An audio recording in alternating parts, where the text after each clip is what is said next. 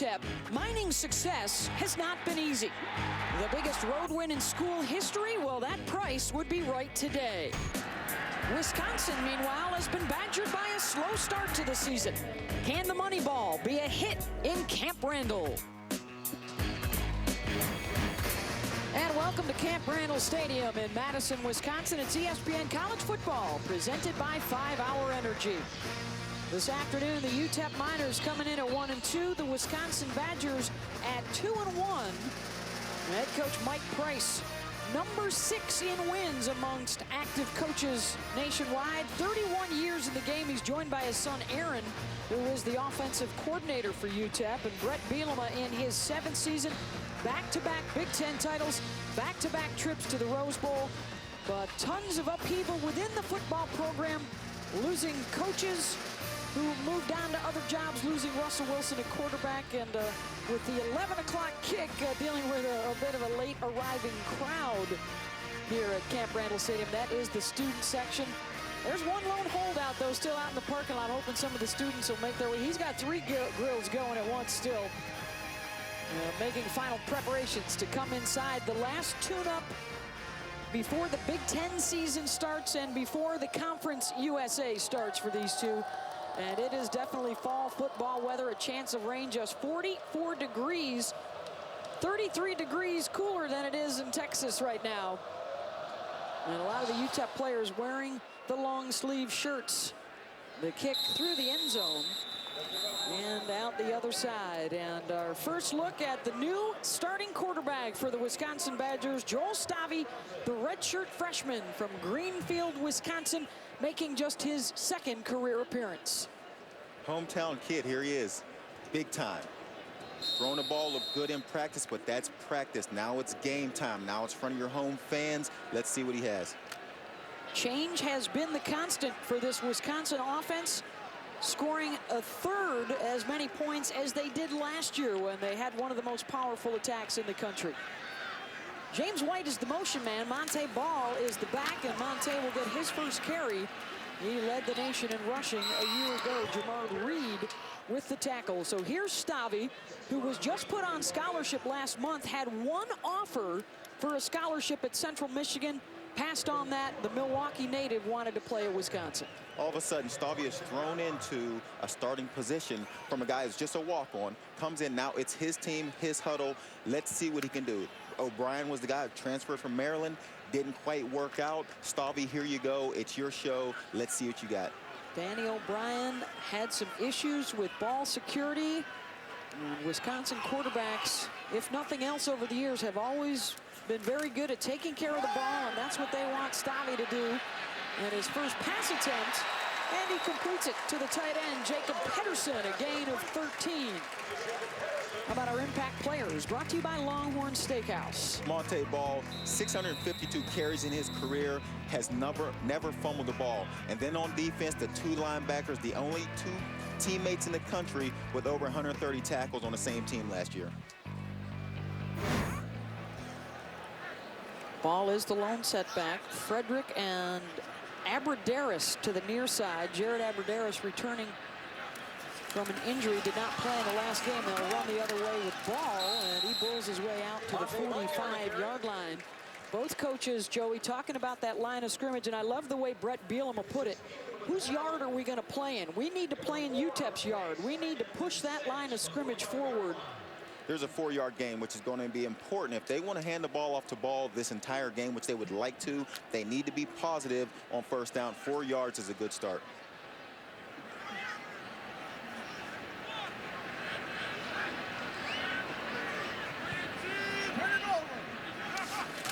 From the 45, play action for Stave. Going downfield to Abradaris, and the catch at the 35. And the coaches also told us yesterday, Joey, that Stave is the guy with the best arm amongst the quarterbacks. He has to be excited about this start. Stave, play action pass, should loosen up the linebackers, delivers the ball to Abradaris.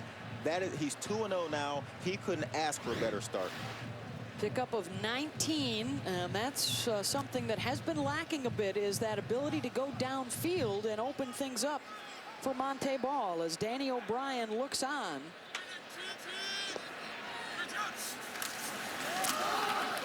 Ball running behind that right side, and the ball pops out. And for the first time in his career, Montee Ball loses a fumble. Richard Spencer able to knock it loose. Coach Patterson told us at UTEP they want to get a lot of hats to the ball, and that's what they do here. They put one on, and this is his first fumble. Now this is something that has not been seen in 3 years from this guy. Puts one on the field. If you're UTEP, you are excited about your hitting, you're excited about your defense. They get after people, and they create an early turnover. Boy, the change continues. New quarterback, new offensive coordinator, new offensive line coach, and now something new from Montee Ball. And it's Nick Lamison that will try and get things going for UTEP. Montee Ball, the first fumble of his career. He looked a bit shaken up to at the tail end of that play. He doesn't seem to be getting attention from any of the medical staff at this point, but certainly has to be surprised at the start here today. 2nd and 10, Lamison to Nathan Jeffrey, and he pushes out to the 40-yard line. It's going to be 3rd and 6. How about the big hit on Montee Ball to force the fumble? Richard Spencer. Richard Spencer has already caused 2 fumbles this season. That's his 3rd. Has an interception. He's the playmaker in that defensive secondary.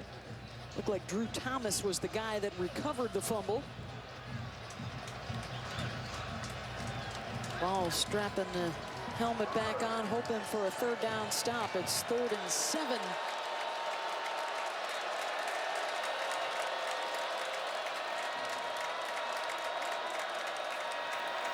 Lamison, heat coming right up the middle, incomplete. Leslie trying to make the one-handed catch. Terrific pressure coming right up the middle from David Gilbert, who injured himself on the play. Gilbert's their guy they depend on to get after the quarterback. Early injury, this could be key for Wisconsin, their ability to get after Lamison here today. Now force the punt here. Kenzel Doe in the last game, the win over Utah State, returned a punt 82 yards for a touchdown. And Doe will give it a go. And Kenzel won't get far. Taken down at the 21-yard line. Drew Thomas, who recovered the fumble, also making the tackle. A 44-yard punt and a 4-yard return. Wisconsin's offense getting set to head back out there with Joel Stave, the new quarterback. Successful through the air. Montee Ball, how will he respond to his first career fumble?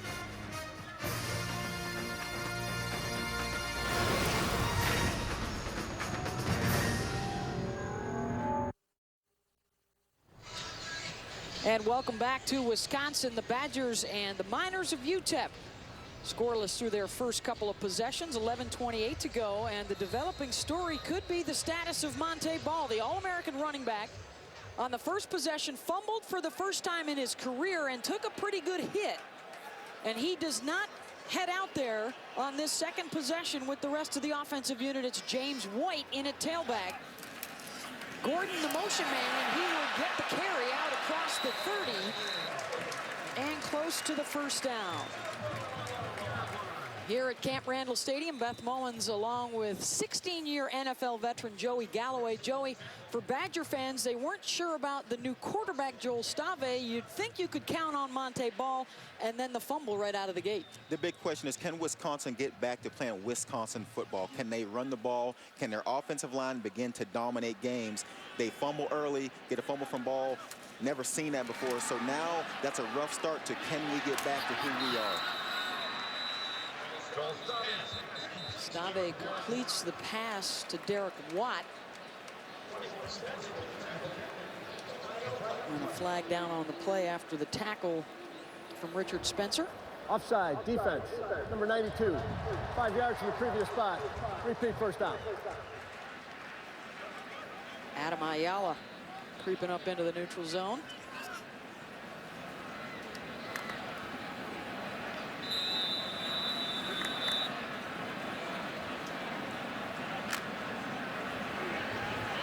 Montee Ball stays on the Wisconsin sideline here on 1st and 5. Stabby will give to White, trying to get to the edge, out across the 35 to the 37. James White, by the way, pretty good runner in his own right. A couple of years ago, he was a 1,000-yard rusher before Ball had that monster season a year ago. Another nice game for Wisconsin's offense. He brings up a 2nd and 4, which to them is a perfect situation. Just opens up everything they can do offensively. As Ball continues to watch here on 2nd and short. Abradaris wide right. Stave looking that way, heading for Jared. He makes the catch, and his forward progress will get him out to the 42 and a first down. Darren Woodard had the coverage.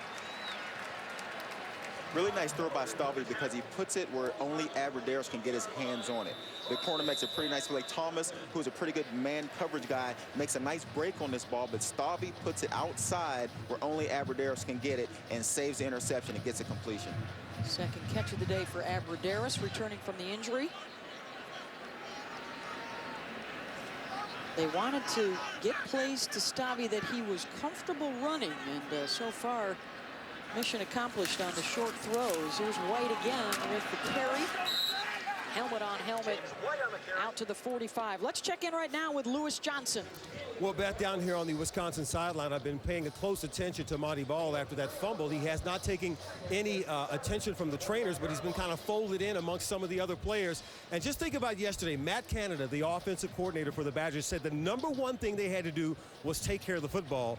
And it was the young quarterback, Stave, who looked so confident on the field and here on the sideline. And to our surprise, it's their prize running back who is now in trouble with a fumble. Back-to-back seasons, they've led the country with the fewest number of turnovers. Stave, they're going to go deep down the middle for Abradaris. It hangs in the air and is batted down by Drew Thomas. Looking for Abradaris deep. Abradaris runs a post route, actually turns Thomas the corner around and is open if Stave can get the ball out. It's a little behind, allows Thomas to recover and slap the ball away. We were at practice on Thursday. We saw Stave throwing deep down the middle quite a bit. Stayed after practice for some extra snaps and extra work. Getting set for his debut. Played in the second half last week, only threw the ball 6 times. And now they've got that 3rd and long situation they were trying to avoid, and Stave will get sacked. Horace Miller, the defensive end, with his 3rd sack of the season.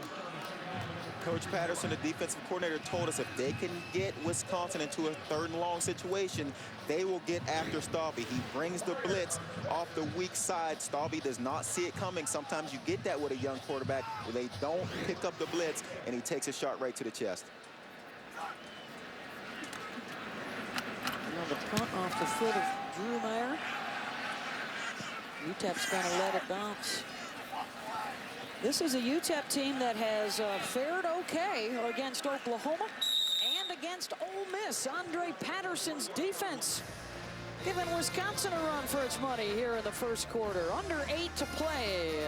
Mike Price's bunch will have the ball.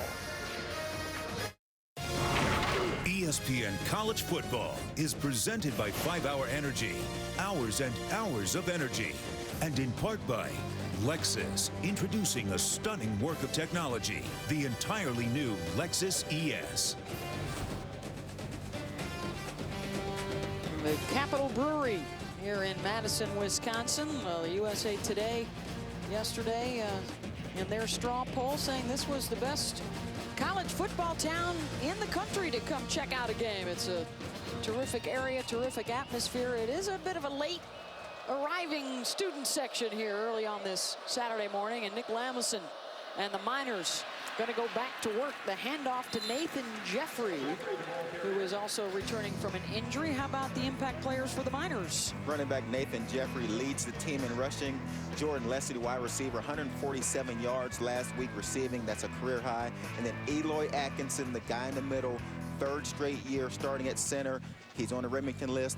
He's an impressive center that lines up the entire offensive line. Well, and watching them play against Oklahoma, Joey, you were real impressed about how they were able to move that line of scrimmage forward led by Atkinson. Handoff trying to get to the edge, and the first down for UTEP. Zay Williams getting the yardage. Now to the studio, and Wendy Nix. Beth, thank you. A Taco Bell studio update takes us to Columbus. University of Alabama, Birmingham facing the number 16 Buckeyes. Calvin Jones blocks the punt. Nick Adams on the 30-yard return, and the Blazers up 6-0 over Ohio State.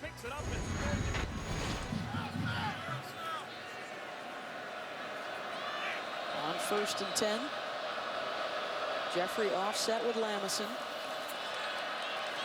Going to drop it off for Jeffrey out across the 40, and a good push to get the first down. Well, Jeffrey's been slowed by a groin injury, but in that Oklahoma game to start the season, 177 yards rushing, and he's a decent pass receiver as well. And it's going to be important to attack this Wisconsin defense on the edges. Coach Aaron Price told us that that's the key for this offense. What can we do to get on their edges? Sort of a finesse game to their offense versus Wisconsin's size and strength inside. Going 5 wide from their own 43. And the completion out to the 48-yard line. Number 9, Leslie. That was Leslie with the catch. Devin Smith came up to make the tackle. Set him up with a 2nd and 5. Lamison, the junior college transfer who had a stint at the University of Tennessee and then got caught up there in the coaching change and made his way to UTEP. And the carry and the losses. Mike Taylor was in hot pursuit. Made the nice tackle on Autry Golden. Now the chase for the NASCAR Sprint Cup heads to the Magic Mile up in Loudon, New Hampshire. Jimmy Johnson, Tony Stewart, close behind Brad Kozlowski. The Sylvania 300 in New Hampshire tomorrow at 1 o'clock Eastern on ESPN. Casey Kane won there over the summer. Kozlowski right now the leader early in the chase. Got to watch for Stewart. Won it last year. He'll be in the race this year. 3rd and 7 for UTEP. Lamison taken down at the ankles by Chris Borland. Well, that middle linebacker spot. So a couple of 3rd down situations here in the first quarter, and the pressure able to get there for Wisconsin.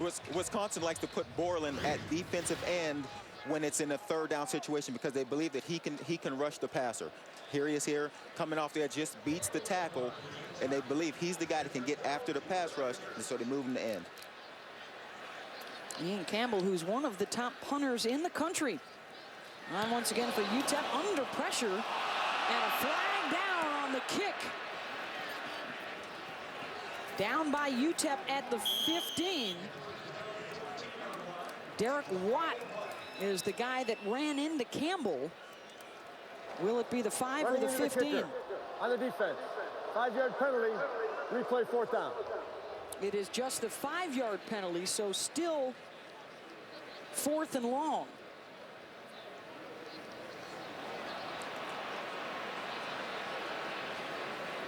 Watt, number 34, definitely makes contact with the leg, and as punters are taught. Usually teach these guys, do not leave your feet in front of the punter. They want to take the ball directly off of his foot, so hands down low to avoid those types of situations. There they get lucky. It's only a 5-yard penalty. They'll just re-kick it. It's a rarity for the Badgers. They are the best in the conference. Texas El Paso would like to decline the penalty. 1st down, Wisconsin. So UTEP will go ahead and decline. They are liking the location of that punt, as opposed to try and doing it again and allowing Wisconsin an opportunity to get the block.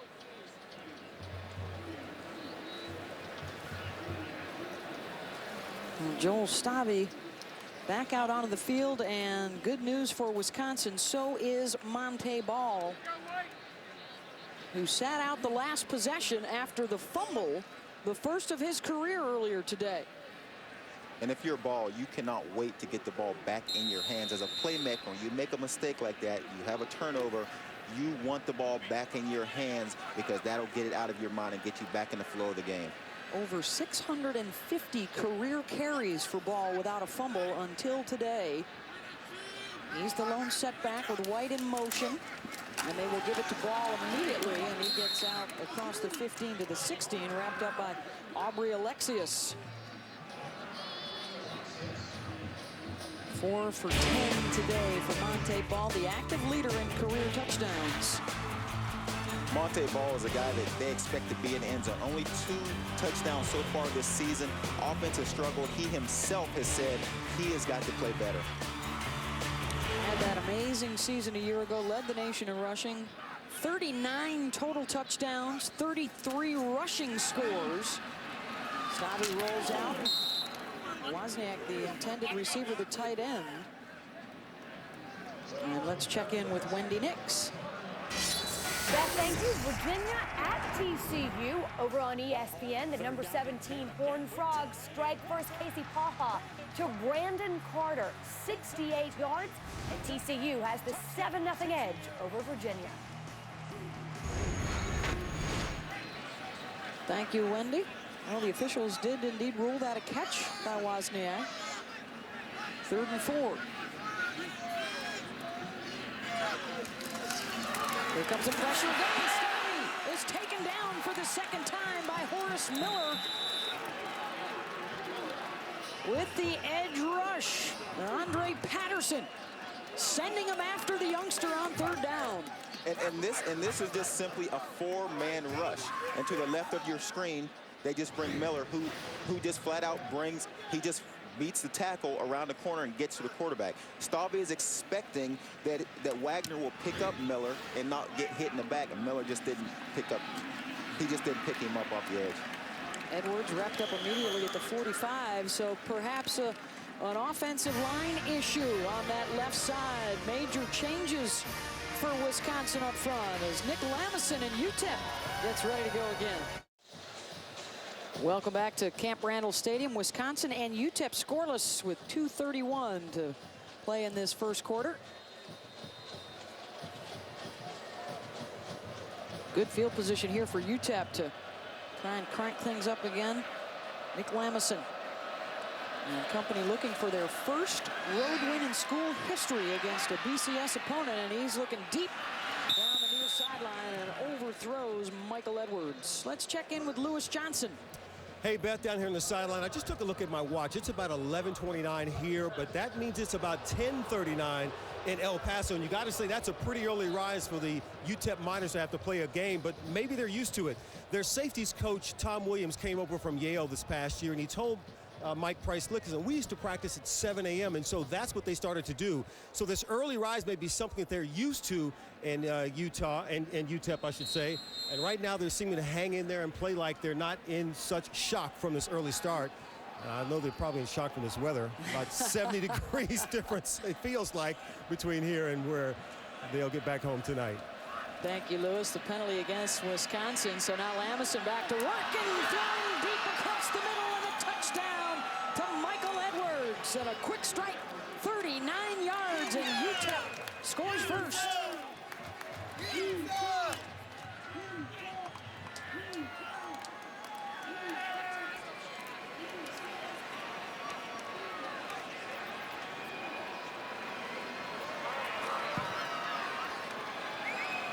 Lamison to Edwards, the old junior college teammates out of Mount Sac in California. The ruling on the field was a touchdown. That ruling is under further review. We're going to review it upstairs as Edwards made the catch, sprawling across the goal line.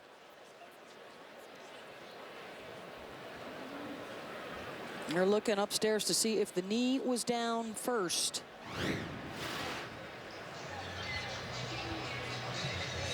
That's Devin Smith with the coverage. Well, it looks like it would be the right knee on the other side of Smith's body. I think he fell on top of Devin Smith, which kept him off the ground, kept his butt off the ground, and I think this is the first place where he actually touches the ground, so I think that's going to be a touchdown. I believe they would need indisputable video evidence, and they are not going to get it right there. You could see the shadow of the ball was over the goal line. That's going to be 6 for UTEP. And they went after Devin Smith, who is Wisconsin's best corner. He's their After best, further review, best cover. the ruling on the field stands. Touchdown.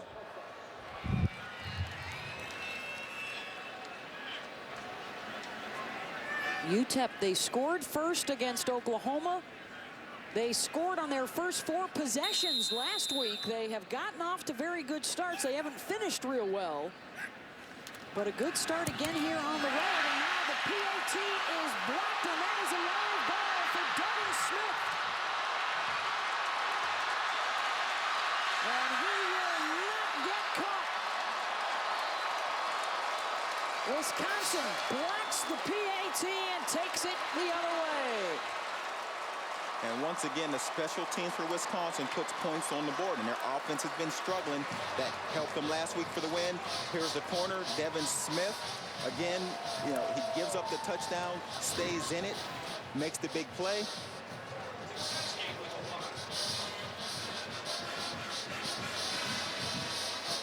Right place, right time, scoops the ball on a nice hop, and special teams points on the board. If there's one way to help this struggling offense is to find other ways to put points on the board. Devin Smith with the return. It's Conrad Zagzebski, the sophomore from Weston, Wisconsin, that got up to get it.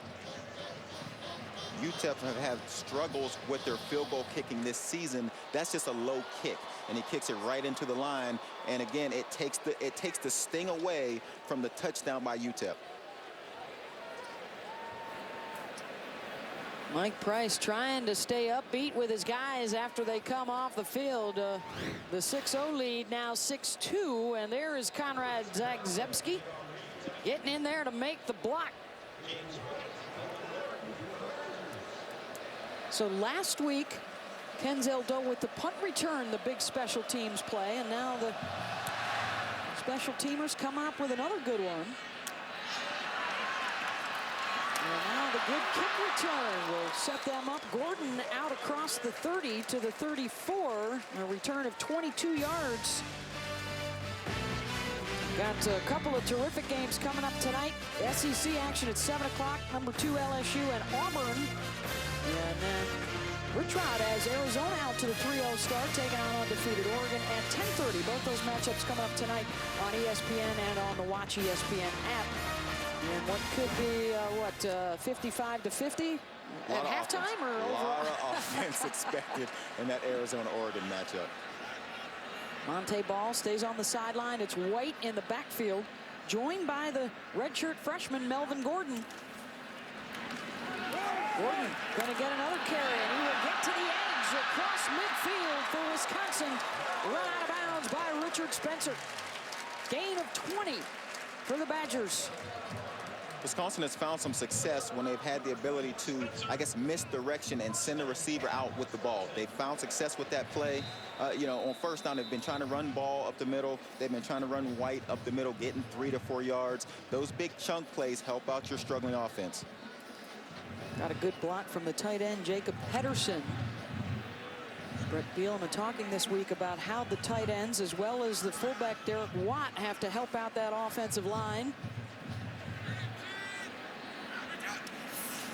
Ball is back in, and he will get the carry. Gets into the secondary. Nice stiff arm for extra yardage. And Monte Ball to the 25. First down, Badgers. Let's check in with Wendy Nix. Beth, thank you. We check in on number 8, West Virginia and Maryland. Keep an eye on Darwin Cook. The Terps should have. The fumble, Doug Rigg recovers 48 yards into the end zone, and West Virginia now up by 2 touchdowns over Maryland. Thank you, Wendy. Boy, what a terrific start. Geno Smith is edging his way up the Heisman list, isn't he? A quarterback for the Mountaineers in their first season in the Big 12. Some more misdirection from Wisconsin. Ball to the 13-yard line. What makes Monte Ball special is his vision coming through the tackles, between tackles. He sees these guys, and all of a sudden, it's him and 24. And Monte Ball is the kind of guy that one guy is not going to bring him down, and that's what makes him different than most running backs in the country. Scouts Inc. at ESPN.com has his vision and his competitiveness as above average. The acceleration and the pass protection, they say, is average, and right now he is projected to be the 4th running back selected in the NFL draft. And Stave on the rollout, and he's going to keep it inside the 5, all the way down to the 1-yard line. First and goal, Badgers. A.J. Rapati saving the touchdown, a 16-yard scoop from Stave. And this is the biggest play for Wisconsin offense, to me, Beth, in this entire season, because the quarterbacks have not had the respect that they could run the ball. Coach told us that Stave is a 4.68 guy. He showed some speed there, and now the UTEP defense is going to have to respect his ability to run the ball. There'll be a timeout called down on the, end of the first quarter. End of the first quarter, the teams will head to the other end, and UTEP clinging to the 6-2 lead, but Stave in his first start has the Badgers knocking on the door. College football in high definition is presented by Vizio. Beautiful architecture here in Madison. The Memorial Union here at Wisconsin. UTEP 6-2 lead over the Badgers. This the 5th play of the drive. All of them rushes covering 65 yards. And on first and goal, the pitch to Monte Ball trying to find the end zone. Comes up a foot shy. And one of the defenders lost a helmet for UTEP. James Davidson, the backup defensive end, will have to hustle off for a play. Wisconsin coming up short on short yardage situations in their first few games. They want to remedy that, and an opportunity here for that offensive line to set the tone.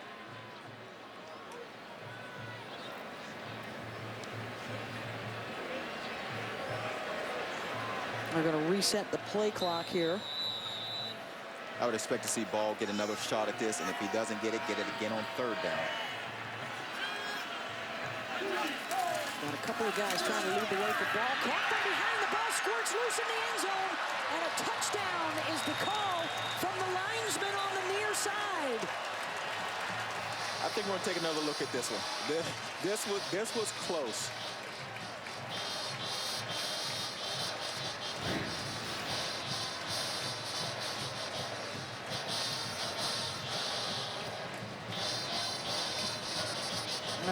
Looks like he was able to put that ball down in the end zone, and then the ground forced the fumble. Another look. Here's the knee. The knee is down, Here's though, the before. The ruling on the field was a touchdown. That ruling is under further review. Yeah, and you saw Mike Price right there pointing at his knee, saying, hey, the knee was down early, and he is right. I think this ball's going to be on the 1.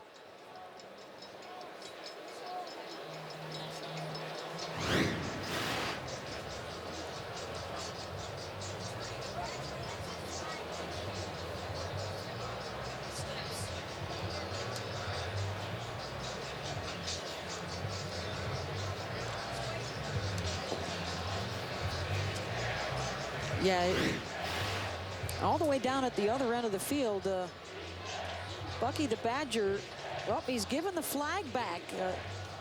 That flag will be carried up to the top of the bleachers and planted. They've got a special, this fall belongs to Ball. The runner was down at the half-yard line before the ball broke the plane. As a result, it'll be 3rd down and goal at the half-yard line. The clock will start on the ready for play. So Bucky won't be able to run the flag up into the stands just yet. Ball and the offense will head back out there. And I think they give him another shot at this. 3rd and 1, your big offensive line, Ball in your backfield. I think that this is an attitude play. I think they want to get back to Wisconsin football. They should be able to hand this ball off and get 1 yard. I think they'll try it again. Wagner, Groy, Frederick, Costigan, and Havenstein trying to get perhaps Monte Ball a 3rd touchdown flag right here. He's the deep back. Ball gets the call, and he's in for the touchdown.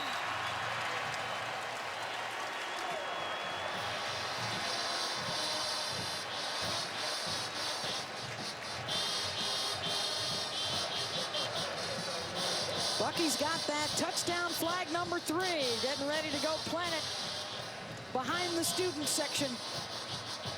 That time, Joey, the offensive line made sure that that play was in UTEP's yard as they pushed forward into the end zone. Extra point is good as Bucky continues his trek upstairs. He is chasing after the rushing touchdown records, both Big Ten and NCAA. And of course, that'll be covered throughout this season. Beth Mullins, along with 16-year NFL veteran and former Ohio State Buckeye Joey Galloway. Well, all the changes going on the offensive side of the ball and the struggles that Wisconsin have had. And now Joel Stave getting his first career start today, and Monte Ball after the fumble finding the end zone. I think Wisconsin, outside of the ball fumble, which, you know, that's the first time they've seen that. I think if you're Wisconsin, you're pretty excited about what you've seen today. Matt Canada said that Stave had to come into this game, play calm, control the offense, and he has done that very well today. But with all this change, Danny O'Brien coming in, new offensive coordinator Matt Canada, and then firing your O-line coach this early in the season for Wisconsin, this is a lot of shakeup, a lot of things to deal with. But week 4, Joel Stave so far has been a huge positive for Wisconsin. The changes continuing today with Monte Ball's first career fumble, but he does bounce back, and on that 3rd down, gets the score. It's been the lead story throughout the month of September. On September 10th, of course, the biggest news of all, the offensive line coach replaced Mike Markuson, gone after just 2 games, as Brett Bielema decided that he had to make a change, and he had to make it in a hurry. Did not like the lack of physical play and aggressive play from the O-line, and they got back to the basics and the fundamentals of the way they played in years past. Against the kicking team. And the special teams miscue on the kick goes out of bounds. I've played football for a long time, and I have never seen where you would fire an assistant coach this early into a season. And when you think offensive line, you think of Wisconsin. They fire their offensive line coach. That's why it's such a big deal, and it scares people because of the way they played, and now they fired the coach. Monte Ball getting checked out on the Wisconsin sideline. His counterpart, Montre Golden, with the carry for UTEP. Lewis has an update for us. So, Beth, when Monte Ball came off the field, they grabbed him sort of by the arm and walked him over to where he is right now in the back of the bench area. He sat there and they had a discussion, don't know what they were talking about, and now they're doing some diagnostic testing. He's standing on his right foot, lifting up the left one, and now doing the opposite, sort of like a balance test. Don't know what this is all about, but they're discussing something. Thank you very much, Lewis. He got hit pretty good in that first possession when he fumbled the ball, and then got hit a couple of times again on that short yardage play down on the goal line. Nathan Jeffrey able to get a couple. Ethan Armstrong, one of the linebackers, with the stop. Lewis, if you keep your eye on Monte Ball's helmet, that will let us know whether Monte Ball is well enough to come back into this game again. He has taken some shots here this afternoon. Turner puts the big lick on him, his first fumble we talked about. And again, down on the goal line, into the end zone, takes another big hit, and he's slow getting up. Just keep an eye on whether they take the helmet away or if it stays close to him. Leads all current players in yardage, rushing touchdowns, and total touchdowns scored. And now 3rd down for UTEP. Lamison, incomplete. Looking for Malcolm Trail. Lamison tries to squeeze this ball into a tight fitting. Couldn't quite get in there. They'll kick the ball away after having a chance to go up. You know, they get the first touchdown, and then Wisconsin all of a sudden makes the big special teams play, gets the 2 points, and then gets a touchdown. Wisconsin made up 9-6 at this juncture. It's big for UTEP to try to get back into their rhythm. Denzel Doe back at his own 10-yard line as Ian Campbell boots it away. Doe informing the Badgers to stay away from it. And a couple of good UTEP bounces inside the 15-yard line. The Wisconsin offense will be back out there. Will Monte Ball be joining them? Just moments ago, they raised another flag, his 3rd rushing touchdown of the season. but he also took a pretty good lip. 9-6, Monte Ball, 9 rushes, 40 yards, and a touchdown, but his day appears to be done, Joey. Beth, I talked about the helmet. That is the key, and that's when you know if a player has a chance to come back in. See the discussion? The trainer carries the helmet. That's the first sign that this guy will not be coming back, goes into the bin. I would be very surprised if we see Ball for the rest of this game. Monte Ball takes a seat on the bench. A moment after that, Heisman Trophy winner Ron Dane came over and sat down and talked with Monte. So it's Gordon here with the carry, and a redshirt freshman busting his way out across the 30-yard line for the nice pickup for the youngster, who may be pressed into action much more. There's Ron Dane with the red hat on, back to the camera talking with Ball. It's tough for a player. It's tough for a player like Ball, who wants to help his team win. They've struggled on offense. He hasn't played up to his ability. All of a sudden, he's been told, you're done for the day. You need a guy like Ron Dane to come over, put his arm around you, and to say, look, focus on winning this game and helping your teammates. The NCAA career rushing leader giving some support to the guy that may be breaking a lot of his records. And Stave going deep. He's got Andrew Harris at the 20. Inside the 10-yard line. Stave impressing with his arm, 61 yards. That's the longest pass play of the season for the Badgers. Again, can't say enough about what Stave has done here today. We talked about this is his first start. Local kid, just put on scholarship, and he has done nothing but come out here today and complete passes and control this offense. Happy to have Aberderis back. Big play for this offense. This will get them kick-started and their ability to go downfield. First start for the redshirt freshman from suburban Milwaukee. Giving it to White. Joel Stave replacing Danny O'Brien, the heralded transfer, and Stave just put on scholarship last month. He walked on, had one scholarship offer from a MAC school coming out of high school.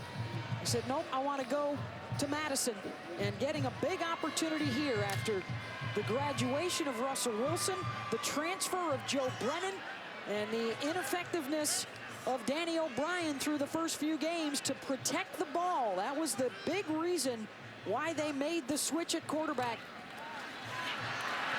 Stave to the end zone, rifles it over the head of Pedersen, and a flag down at the 2-yard line.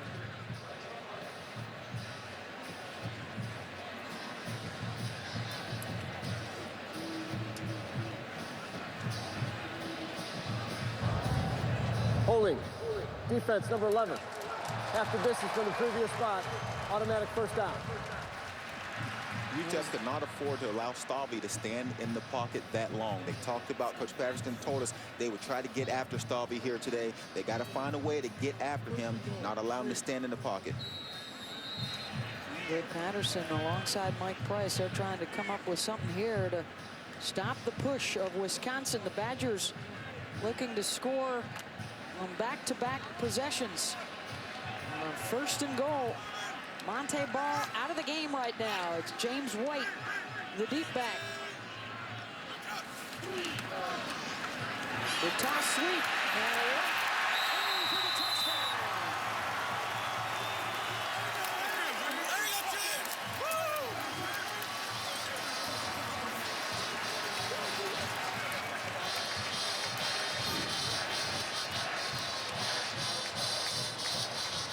How about Travis Frederick, the center, getting out in front, leading White to the end zone? That is Wisconsin football. We talked about it. Can they get back? Can they get back to that big offensive line? Guys pulling around the edge, opening up holes. Ball is out. White is very capable, gets an early touchdown. And again, we see them playing in UTEP's yard, is what Brent Bielema talked about, pushing that line of scrimmage. And a couple of touchdown runs as Brent Bielema feeling a little bit better about things right now, even though they are without Monte Ball for the time being.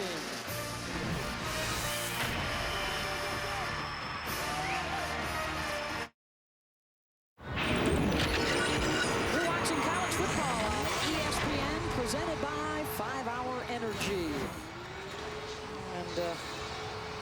Badger liking the way things have started here. 16-6 Wisconsin. They made a special teams play.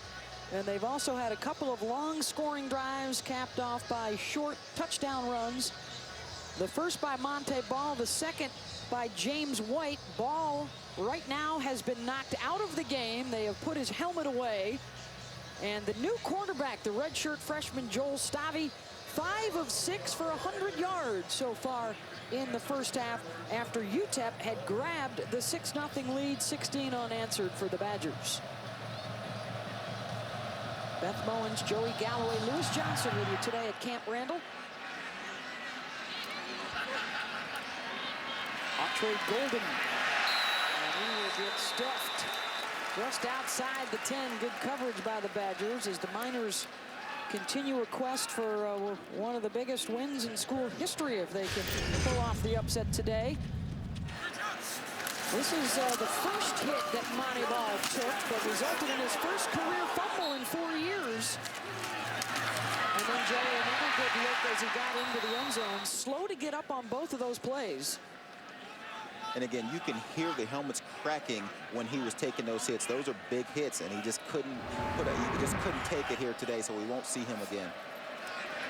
Madison, they're trying to set up the screen for Golden, incomplete. UTEP is getting into a situation where Wisconsin's offense is starting to roll. And if they want to stay in this game offensively, they've got to get back in rhythm. They've struggled the past couple drives, haven't been able to do anything after scoring the touchdown. So now UTEP has got to find a way to stay in it, being on the road here in Wisconsin. Madison will work out of the gun on 2nd and 10. Trail with the catch at the 10-yard line. Let's check in now with Wendy Nix. Beth, thank you. We check in on ESPN where we find Virginia Tech and TCU. The Horned Frogs already leading by a touchdown. Casey Paulhaw to Josh Boyce, 14-0 TCU. And on ESPNU, Bowling Green and Blacksburg, Virginia to take on the Hokies. Logan Thomas to J.C. Coleman, and it's 7-0 Virginia Tech. Thanks, Wendy. Back here in Madison, a 3rd and 7 for Nick Lamison. Has some time, delivers to Leslie across the 20. And let's see if the spot will be good enough to move the chains, and he does have the first down. Well, let's see on this drive, Joey, they talked a lot about, due to the size advantage that Wisconsin has, playing a lot more on the perimeter. Thus far, the play calling is about 50-50, inside the hash and outside the hash.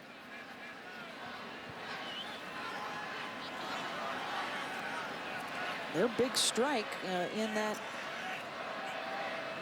first quarter, Lamison with the 39-yard touchdown pass to Edwards. And since then, not much doing as Golden is wrapped up by Chris Borland. If you're going to have the ability to get outside on this Wisconsin defense, someone has got to take care of Chris Borland. He's their best linebacker, 143 tackles last year, 2nd on the team in tackles this year. These linebackers are tackling machines and can go sideline to sideline. If you're going to be able to do anything outside, someone has got to pick up the linebackers, Borland and number 53, Mike Taylor. The defensive coordinator, Chris Ash, talked to us yesterday about alignment and assignment. And Borland and Taylor so good at the fundamentals. They go outside the hash again, trying to get some space on the perimeter.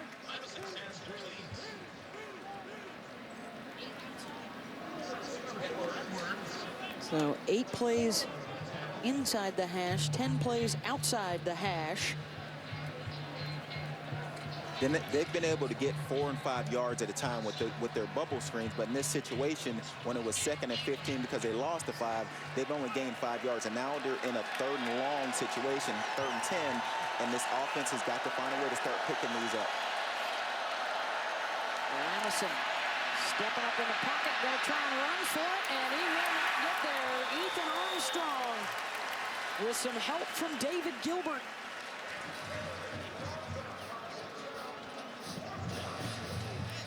Good coverage downfield. Lamison had nowhere to go. Again, Wisconsin's ability to get off the field. It appeared over here, if Lamison stays with his #1 receiver, Leslie, then he would have picked up the first down. The pressure came. Lamison ran out of the backfield, but it looked like they did have a guy open. Denzel Doe, punt return for a touchdown last week. Ian Campbell gets the boot away. Doe gonna make the fair catch at his own 33-yard line. A 43-yard punt from Campbell. One of the Ray Guy semifinalists. As the debut continues for Joel Stavy, apparently without Monty Ball the rest of the way. ESPN College Football, brought to you by your local Scion dealer and Russell Athletic, who remind you that together we are. Inside the office of athletic director and former head coach Barry Alvarez, and they're the most prized possession, along with the family, inducted into the College Football Hall of Fame. 3 Big Ten titles, 3 Rose Bowl wins. He's the winningest coach in Wisconsin history. And like the hand-picked successor, Brett Bielema, this was his first head coaching job. Came in here after helping Notre Dame win the 1988 national championship as an assistant coach to Lou Holtz. James White with the carry. Drew Thomas with the tackle. The reason White is getting extensive time, Monty Ball, not only is he trending right now on Twitter, but he is out of the game. They have taken away his helmet, took a couple of big hits early on. 9 carries, 40 yards today, and a touchdown. And the active leader in rushing yardage and rushing touchdowns is out right now for Brett Bielema's team. There is James White, who rushed for 1,000 yards a couple seasons ago before Ball went off last season, finishing 4th in the Heisman voting with Monte Ball as White gets out across the 40 to the 41. Darren Woodard with the tackle and a gain of 6. Nice cut by White to bounce this play outside. It's a run in between the tackles. UTEP's defense closes down that gap, and he has the vision to bounce it outside and get positive yards. And you continue to marvel at how this Wisconsin team has to deal with constant adversity all month long. New offensive coordinator, new offensive line coach, new quarterback, and now a new running back.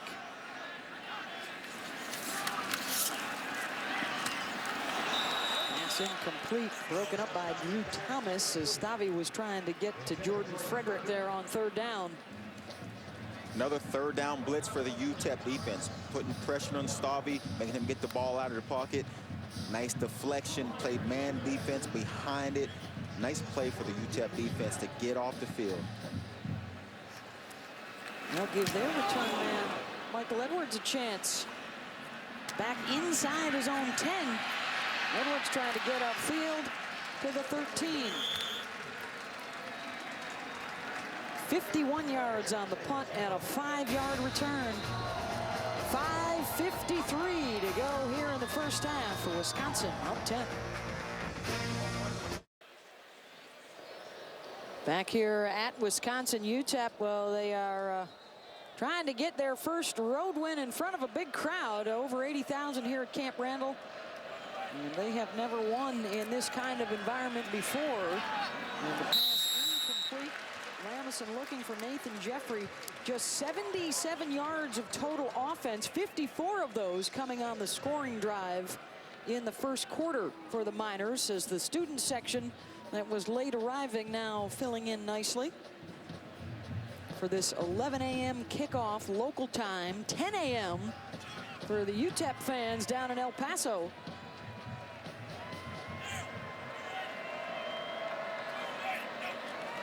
Wisconsin's done a nice job so far containing Nathan Jeffrey.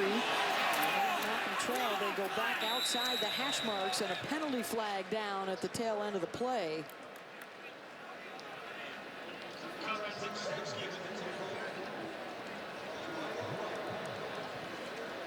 That's going to go against the Miners. Let's go down to Lewis Johnson right now. He's got a special guest. Absolutely, the 1999 Heisman Trophy winner, Ron Dane. And it was interesting, Ron, to see you on the sideline and walk over and sit down and talk to Monty Ball after his helmet was taken. What did you say to him? I just kind of told him to keep his head up and support the other running backs because of the fact that you can't do nothing. They took your helmet already. So all you got to do, you can't be mad. You know, I was like, a lot of these games now are just getting us ready for the Big Ten. So I just told him, you know, the Big Ten games where it counts. So don't worry about it. When so much is expected of you and you've done great things, how important is it for somebody to come over sometimes and remove you from the game to protect yourself? Well, you definitely need that because he still felt like he could play, you know. You can go grab him right now. He's jumping up and down like there's no problem. So he still feel like he can play. So I think that, you know, that was a great opportunity and great job for, you know, our staff to be able to take him in. Oh. Nice tackle. Nice tackle. So you're a fast guy. Another fast guy upstairs, Joey Gallery. Remember him? Oh, my goodness. Mr. Fast Guy, Joey Galloway, to run a 4.2 in grass. 4.2, I've heard 4.0, 4.1. I mean, grass, hey, no matter what. If you ran a 4.2 in grass, no matter what, you're super fast. So, he's right there. Definitely. How you doing, man? Good to I can't see you, but, hey, good to see you. Great day. Great to see you, too. Thanks. Thank you very much, Lewis. Along with Heisman Trophy winner Ron Dane. And an incomplete pass out to the sideline, but a flag down.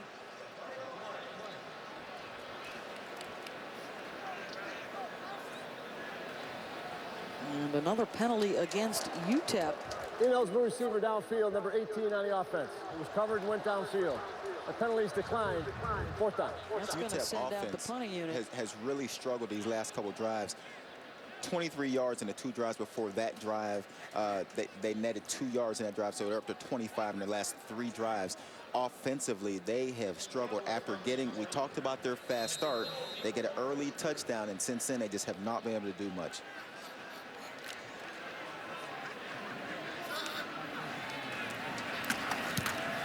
Campbell's boot away.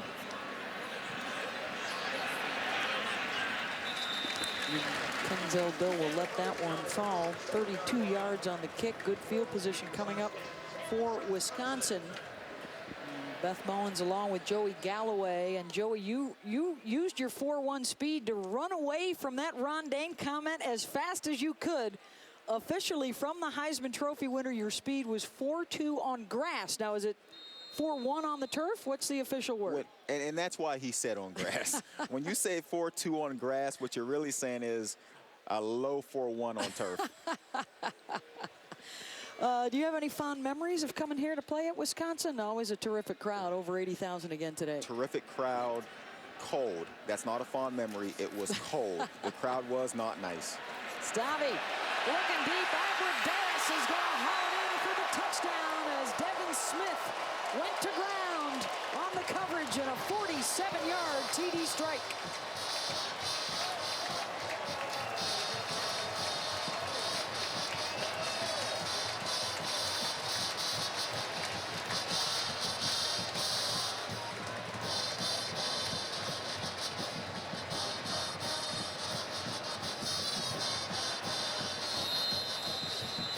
Fourth catch of the day for number 4, and Stavi continues to excel in his first career start. All start. Offense number 75. 5-yard penalty.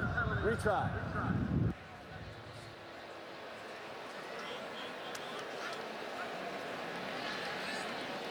His teammates talked about his poise, his quiet confidence. Travis Frederick described his demeanor as, he's kind of matter-of-fact out there in the huddle and under center. Nothing matter-of-fact about his play so far in the first half.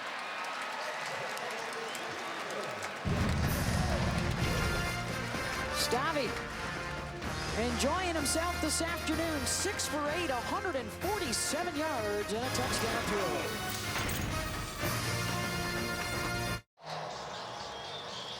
Watch what Abradaris, the receiver, is able to do to Drew Thomas, the shutdown corner for UTEP.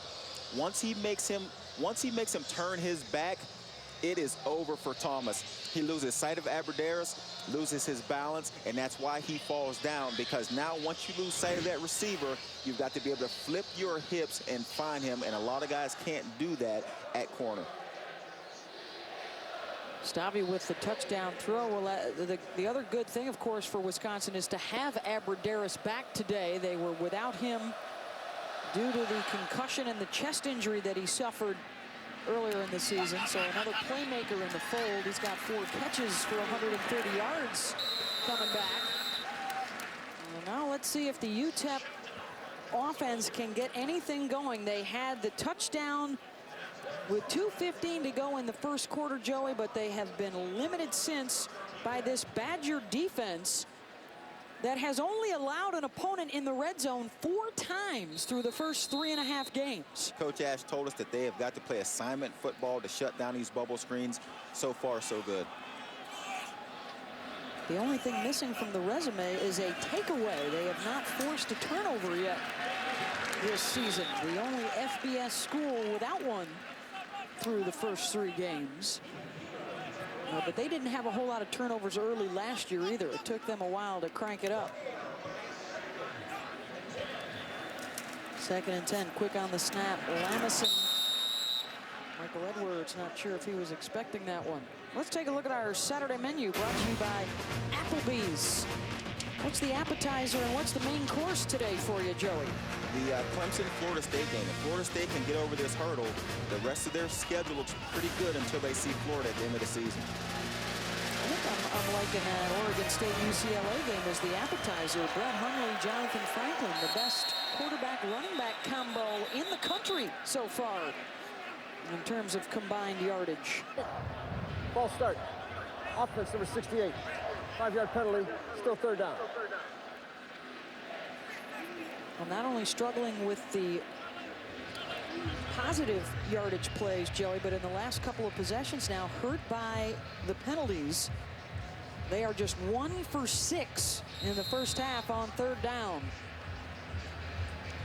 Borland again lined up at defensive end. We'll see if he can get after quarterback. He's number 44. Double teamed on that one, but he still gets a putt up in the air. Gilbert diving to try and make the catch. And it's ruled a touchdown.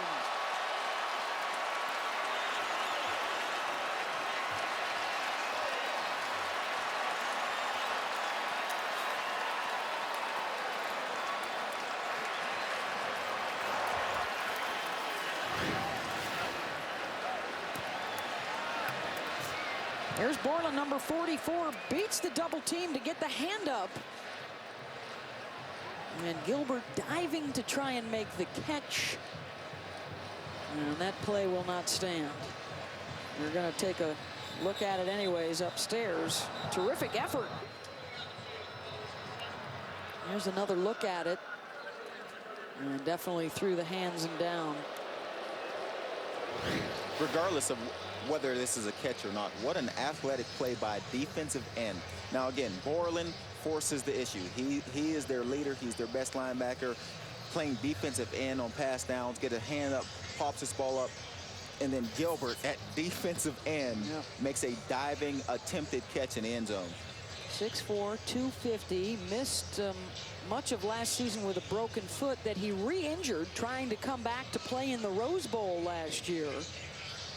And now out there finally healthy. They are already playing today without Brendan Kelly, the other starting defensive end, who's out with a hamstring injury.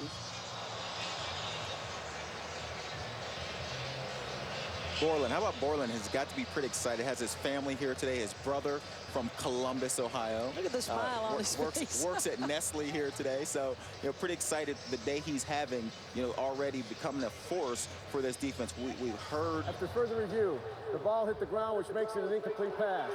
It'll be 4th down at the 13-yard line.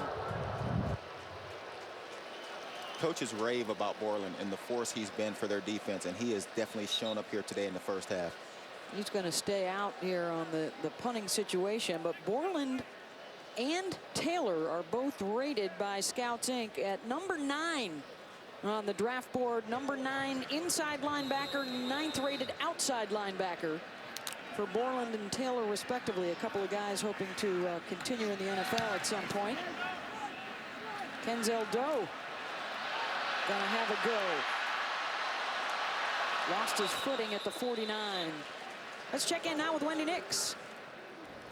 Beth, thank you. Coming up on the Discover Halftime Report, Geno Smith and the West Virginia Mountaineers are on the road at Maryland. It could be just a bit too close for comfort in Columbus, and Todd McShay and Robert Smith are here with our Saturday setup. It's all coming up at the half.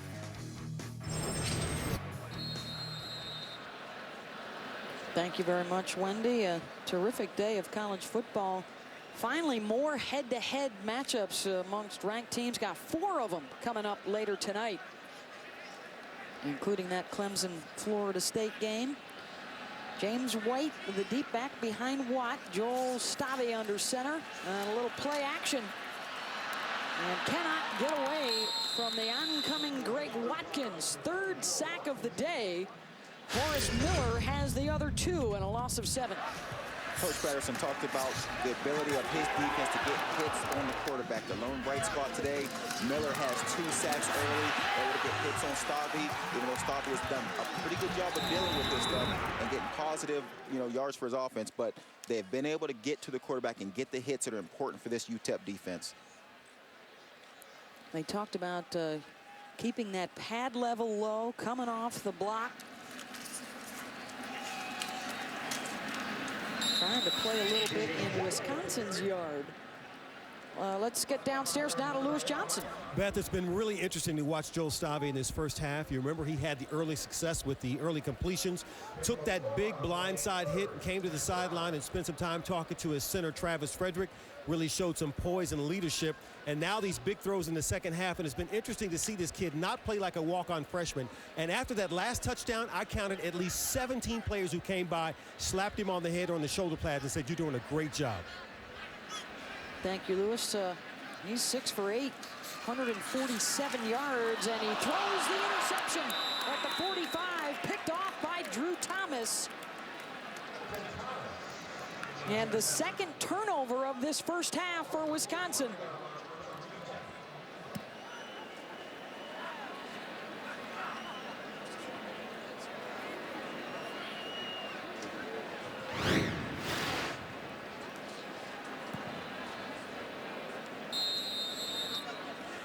Stave at quarterback staring down his receiver, which allows the cornerback to make a play, which was Drew Thomas in this case. You can't stare down these receivers because defenses play off the quarterback's eyes.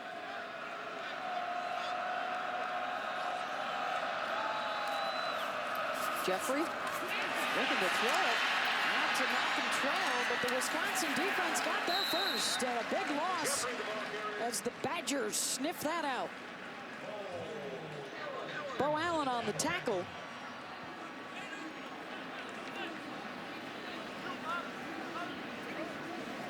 Looked like Nathan Jeffrey was trying to throw it to Malcolm Trail. Well, too many red jerseys around. Nathan Jeffrey in that situation has got to just simply throw the ball out of bounds. If it's a pass play, get rid of it like a quarterback would and not take that sack. Allison, the draw. Again, number 44, Chris Borland, right there in the middle of the field with Darius Hillary, able to wrap up Nathan Jeffrey.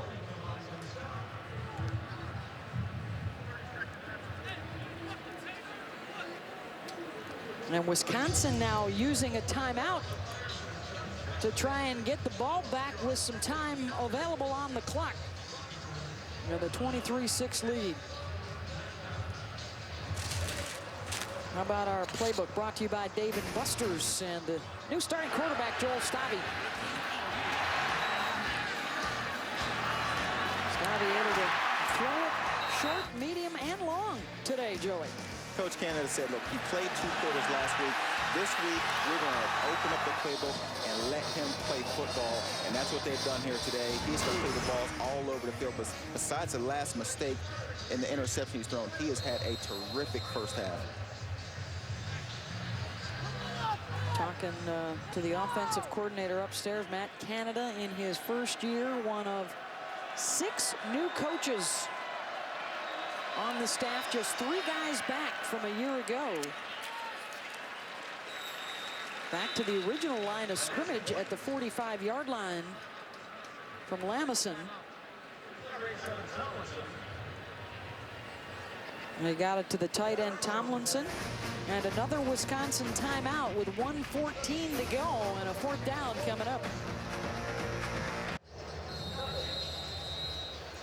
Back here at Camp Randall, 23-6, Wisconsin with the lead. They've used a couple of timeouts here to force the punt, and the punt is away, and the punter Ian Campbell goes down, and a penalty flag.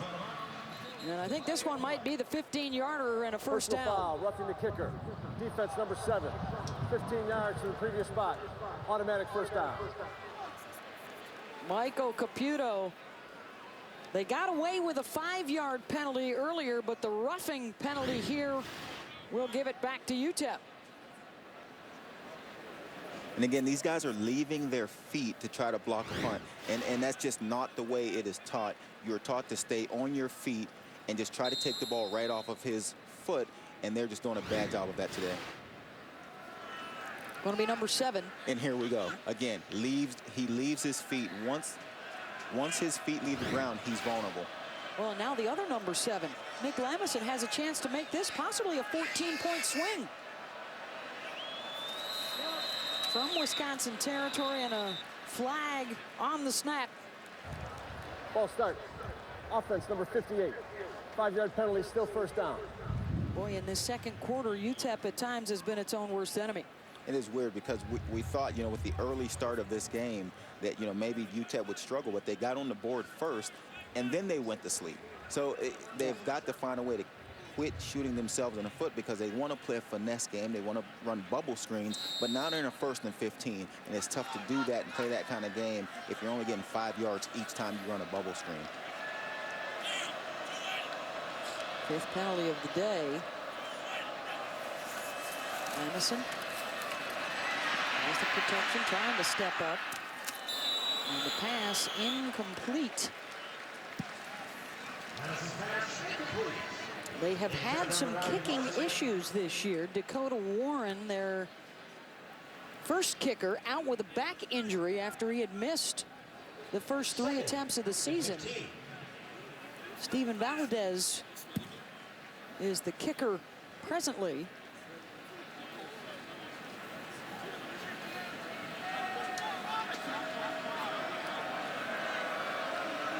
Lamison has connected on just 1 of his last 6 pass attempts. And another whistle. Delayed game, offense. 5-yard penalty, still second down. That says it all right there from Mike Price. The body language.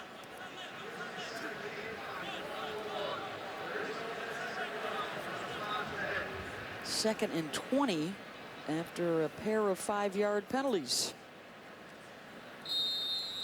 And Mike's son Aaron, the offensive coordinator upstairs, can't like that. Lamison, Bo Allen coming right at him, drops it off to Jeffrey, and Borland was there with him the entire time. There goes Borland again. The ability to get sideline to sideline and stay with the running back. This is a screen play clearly. They allow the defensive line to get at the quarterback, and no one blocks Borland. He's a tough guy to have to block. Even Frederick, their own center, talked about he's tough to block out in space, and you can see why, and he gets to the running back and makes a play. UTEP wanting to play on the perimeter. Wisconsin today knowing they had to defend out there, Joe, and so far Chris Borland leading the charge and owning the flanks. And after the 2-yard loss, 3rd down. Lamison on the move. Hillary runs him out of bounds at the 35-yard line. If I'm UTEP, I go for it here. And there's 9 seconds left. It's 4th and 5. Yeah, try to get some points on the board here. You haven't been able to kick the ball. Maybe gain a few more yards before you try a kick. Valadez's career long, a 46-yarder last November. He's 1 for 2 this season with a long of 37.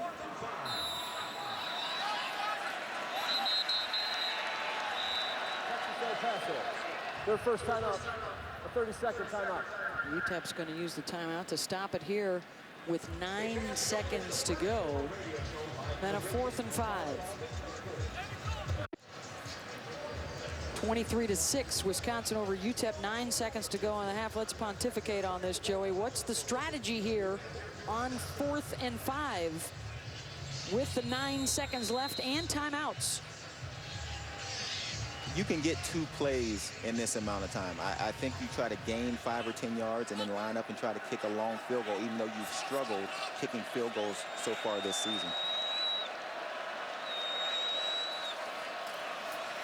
Madison fires across the middle, and the catch is made for the first down, and the quick timeout to Jim Jones with 4 seconds to go in the half.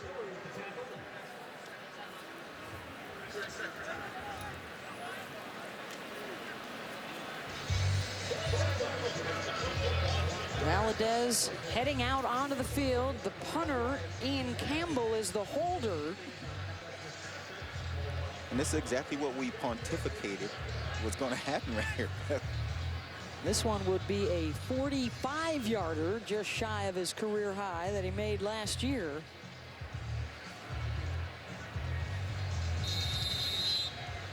They have had a PAT blocked already today.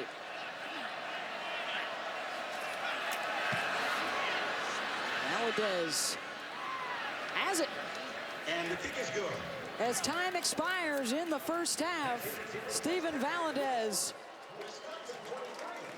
And those 3 points are important. They needed something positive as they head off this field, going into the locker room after the way the offense struggled.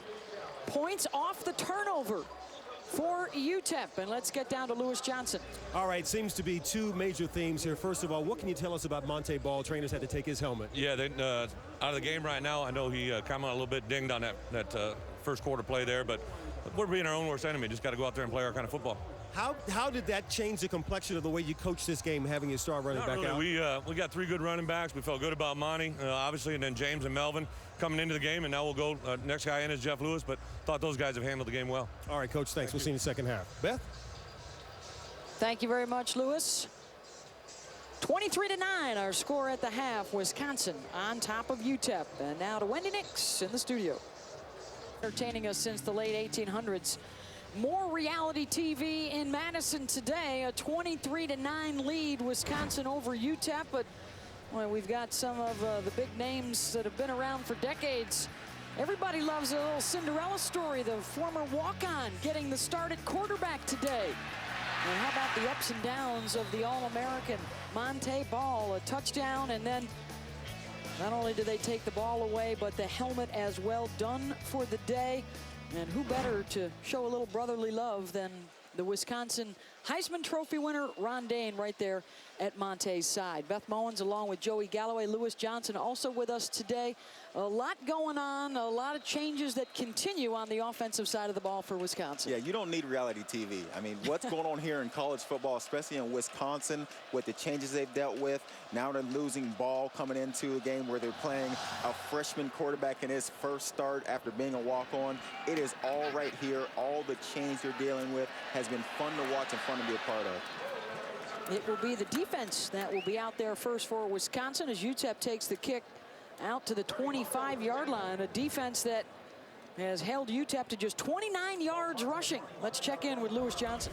Well, it was Mike Price coming out of the locker room saying that they just made too many mistakes in the first half. He said on offense, he didn't believe it, but they'd call one play and somehow run another one on the field. Said the crowd was not too loud. Wisconsin defense was not too tough as we take this next play. Beth?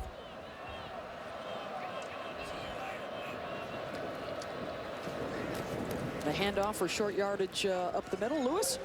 And so what Price wants to have happen on defense, he feels like they've been knocking back Wisconsin pretty good, but giving up the big plays where they've got to really change some things here in the second half. So what he wants is he wants his defense to stand up here in this stadium and try and hold Wisconsin from those big plays and somehow get their offense going. But Price believes as he walked to the sideline here that they can get back in this game, but he needs some help on defense. This is their third BCS conference opponent of the season, so they've seen speed, they've seen power, seen a little bit of both today. Lamison to the air, incomplete. incomplete, and flags flying from all angles as Desmond Southward arrived early and will be flagged for interference. Jordan Leslie, the intended receiver. And that may be what this... Pass interference. Defense number 12. 15 yards from the previous spot. Automatic first down.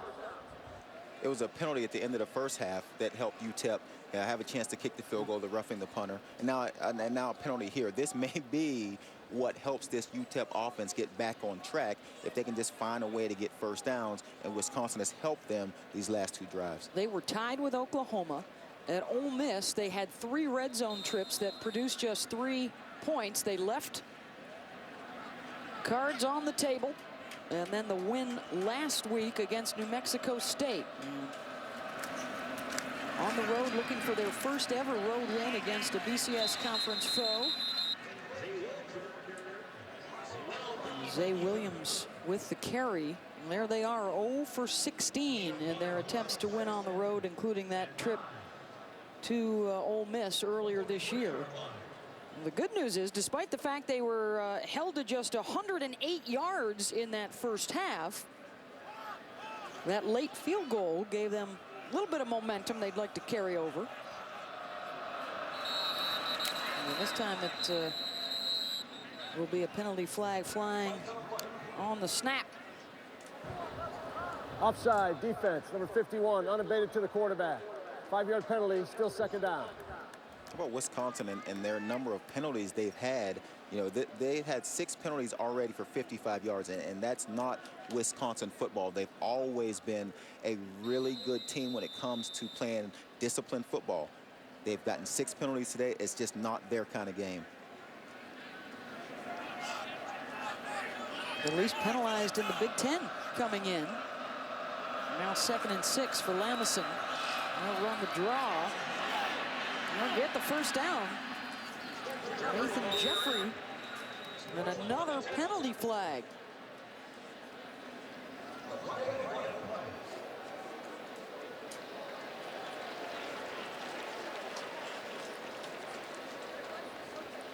Well, this is going to be the 7th penalty of the day on UTEP. Holding, offense number 3. 10 yards from the spot of the foul. Repeat second down.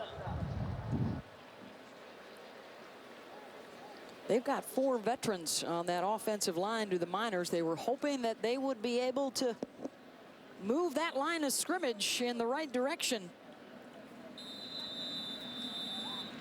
And the majority of those penalties have been against the offense. It's going to be the hold. Jim Jones holding up Ethan Armstrong, the linebacker.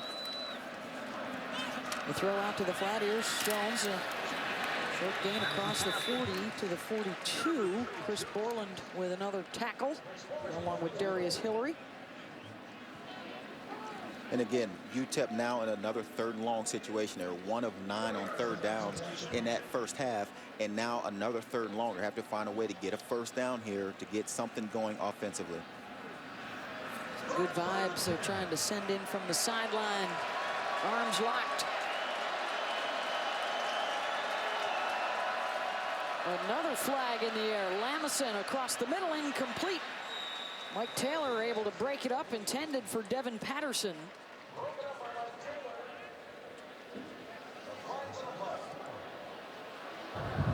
Illegal formation. 1 and 4, 5 in the backfield. The penalty is declined. 4th down. Well, we just heard from Lewis Johnson the report that Mike Price not happy with the moments of disarray on the offensive side, and another one there with the illegal formation. The penalty will go in the books as a 10-yard penalty on the hold by the receiver, but quite honestly, it was a first down run. Now they lose those yards, and now they have to punt again. Campbell boots it away. It will not reach Kenzel Doe. From the 30-yard line for Wisconsin. When we come back, Brett Bielema trying to find a happy place amongst a lot of upheaval already early on in the season.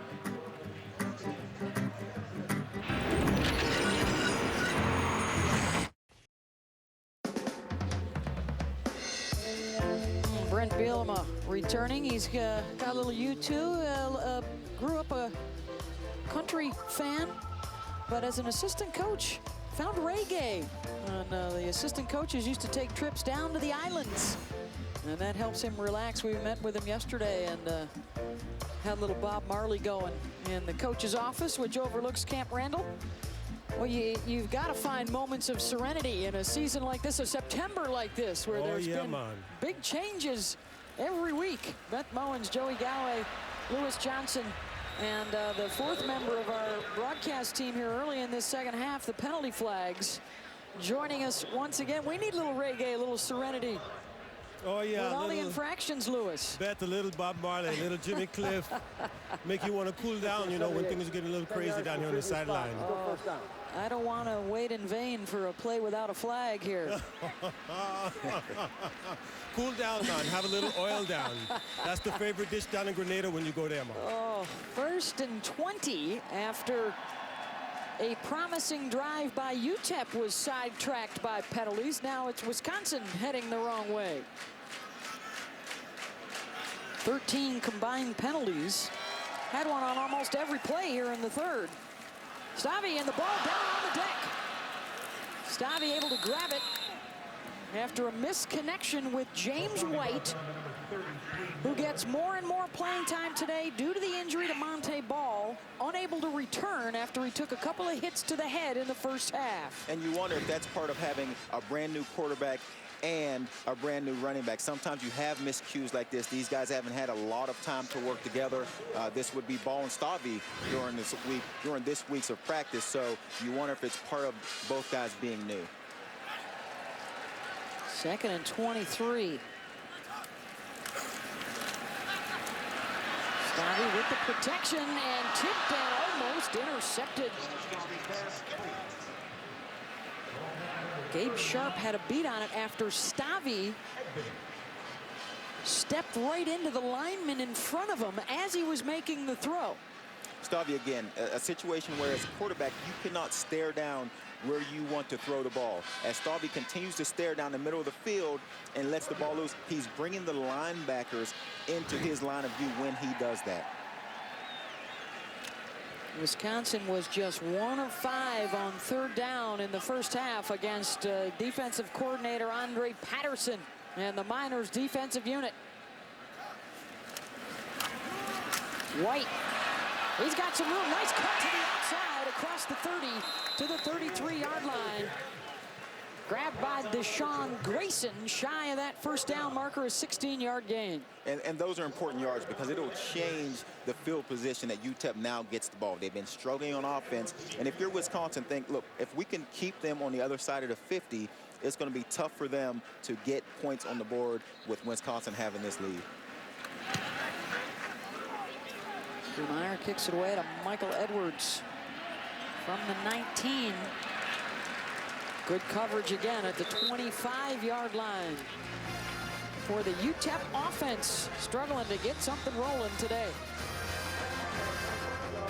ESPN College Football, brought to you by AT&T, the nation's largest 4G network. AT&T, rethink possible.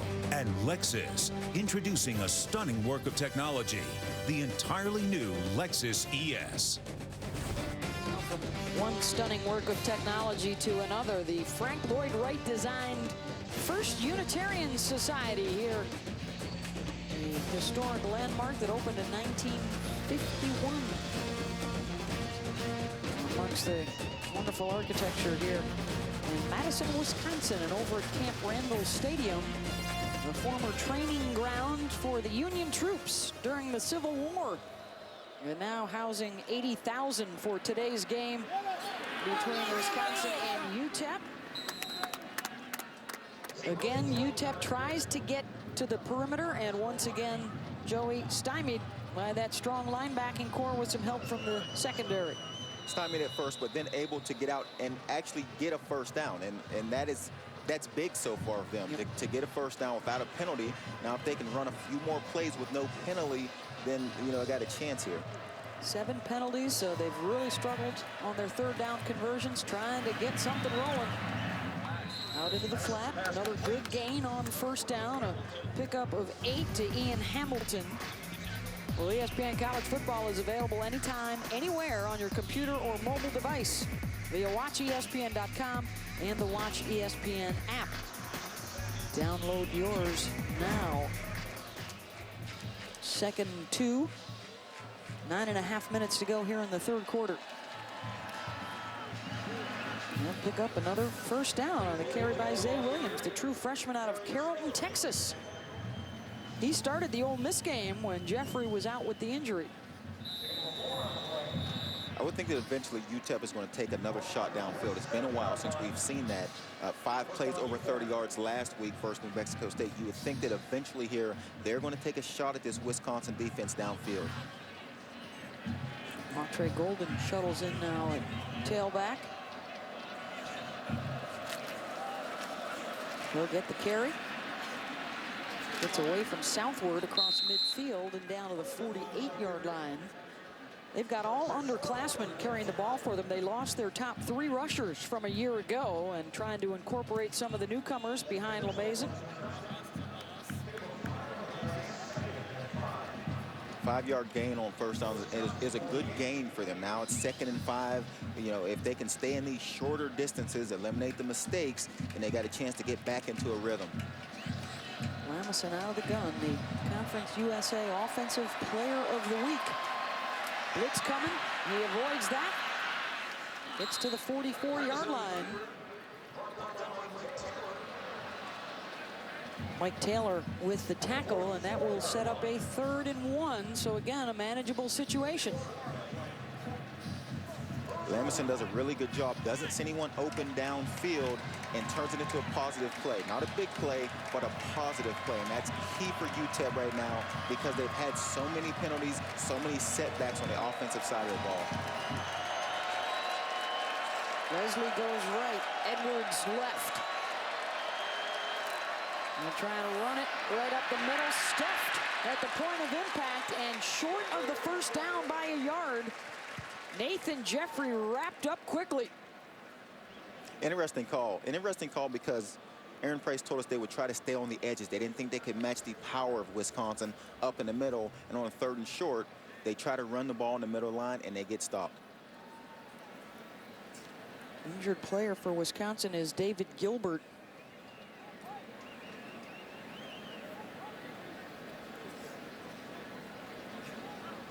Looking at that right ankle. He's number 11 in red.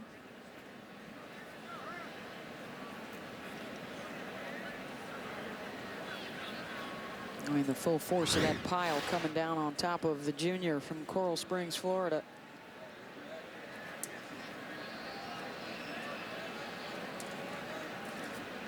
They are already without their other starting defensive end, Brendan Kelly, out with an injury today. Now the number 2 and 3 teams in the country set to go to work tonight on ESPN. LSU at Auburn at 7. Arizona, Oregon at 10:30. Check out DeAnthony Thomas and 2 of the higher scoring teams in the country late night tonight on ESPN, also on the Watch ESPN app. On the networks tonight, you've got 5 of the top 10 teams in the country. LSU, Oregon, Florida State, Georgia, and Clemson. And right here, a 4th and 1.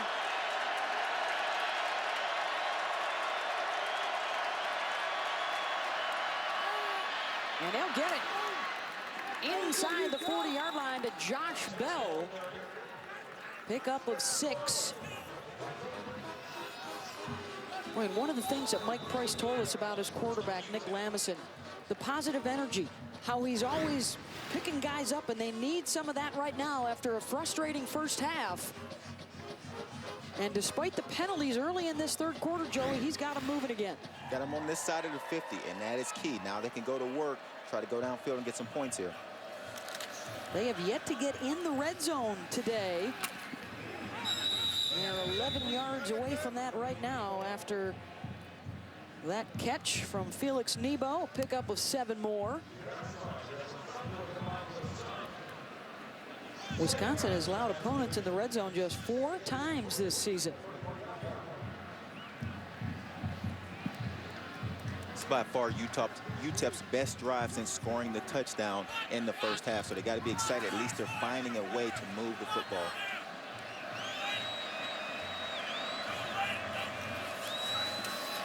Borland coming up the middle. And the pass incomplete as Lamison had to get rid of it quickly.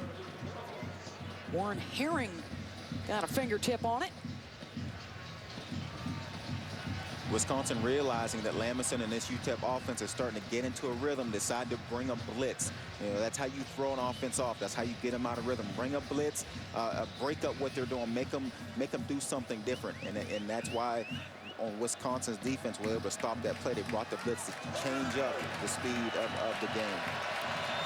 On 3rd and 3.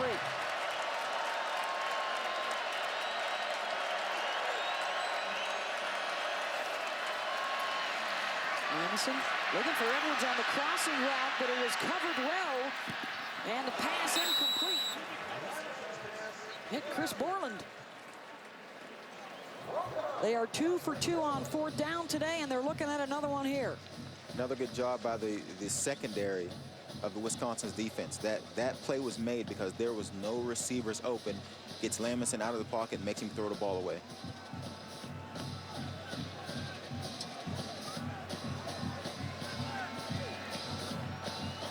They're sending more receivers on.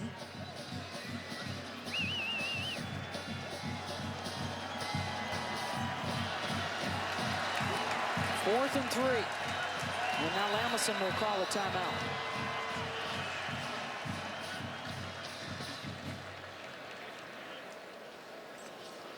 Well, Mike Price gonna have that offensive unit walk his way. The former assistant at Washington State, then moved on to Missouri over the course of 3 decades in the game. A stop at Weber State, and then the success back at Wazoo before taking the Alabama job. And he never had the opportunity to step onto the sidelines. Was out of the game for a year and arrived at UTEP, and hard to believe already now in his 9th season at UTEP. And he is on the short list of active coaches with the most wins in the country. Number 6 on that list, with Frank Beamer leading the way. Coach Price was fun to talk to. It's great talking to guys that have been around the game as long as he has seen everything that's possibly happened. So he was a joy to talk to on the phone.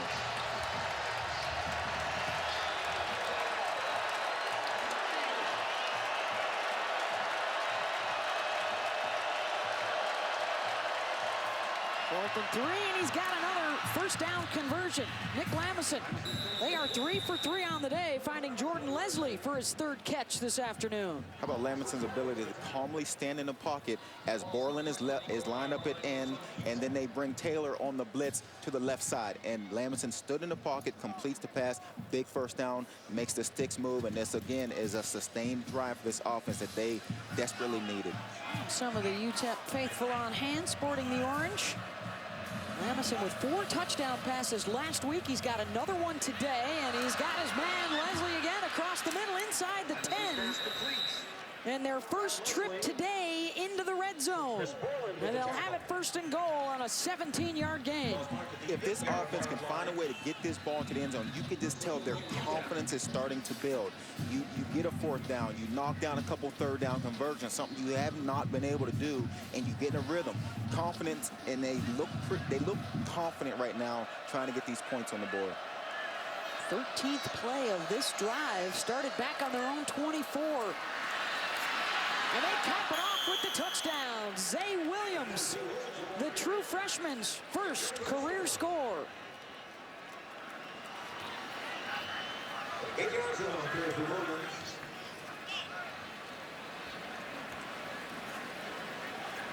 UTEP makes it a 1-possession game with under 5 to go in the 3rd. And if you're UTEP, you are extremely excited because that's the part that you needed. Offensively, you couldn't sustain anything. You couldn't get points. All of a sudden, you sustain a 75-yard drive. You convert a couple 3rd down. You get to the end zone. You're feeling pretty good if you're UTEP right now. Extra point good for Valadez. 23-16. The Miners have never beaten a BCS opponent on the road. They're within striking distance here in the third.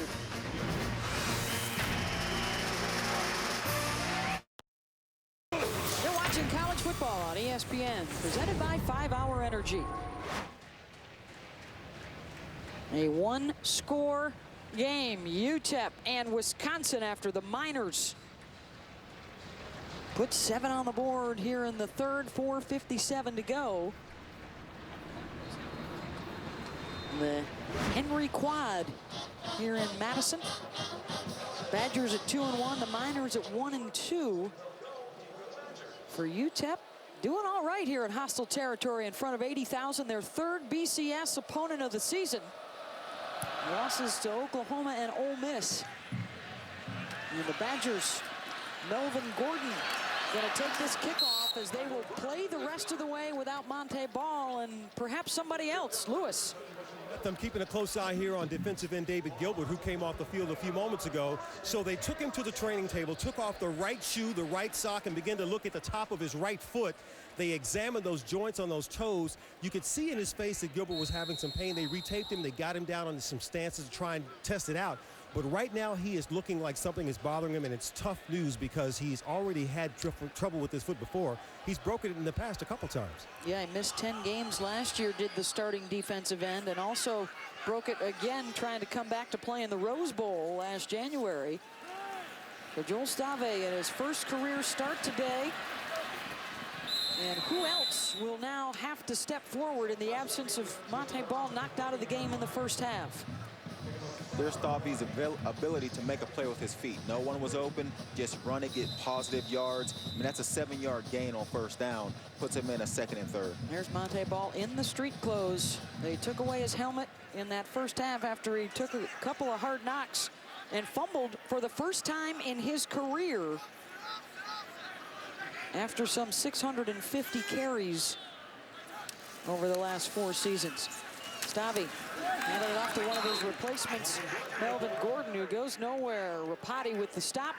Let's send it to Wendy. Beth, thank you very much. We check on Iowa and Central Michigan. The Hawkeyes trailing 23-14. Mark Wiseman a 5-yard run, and that pulls Iowa within 2. It's 23-21. And in Columbus, Ohio State 21. University of Alabama, Birmingham 12. The Buckeyes looking to stay perfect. Braxton Miller having a stellar season in Columbus. So now 3rd and 3. They're 1 for 6 today. As you see, neither side's been very good on 3rd downs today. Stave completes the pass to Kenzel Doe for the first down at the 35. Stave now 7 for 11 and over 150 yards through the air with a touchdown and a pick. Very impressed by Stave in this game so far. They said they was going to cut him loose, let him play a little more, and they have done that here today. He's made some big throws, a big 3rd down conversion that they desperately needed just to keep the momentum away from UTEP, and now they get to start their offense over on a 1st down.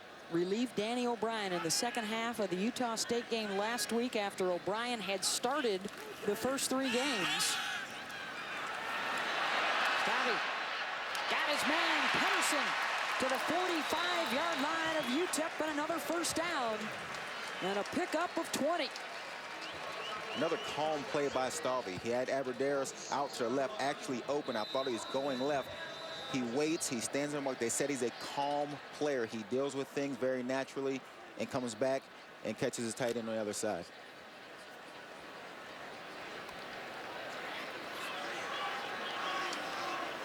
On 1st and 10. Stave gives it to Gordon. Good push again by the O-line to play in UTEP's yard, as Brett Bielema has talked about. Moving that line of scrimmage and out down to the 40-yard line, rather.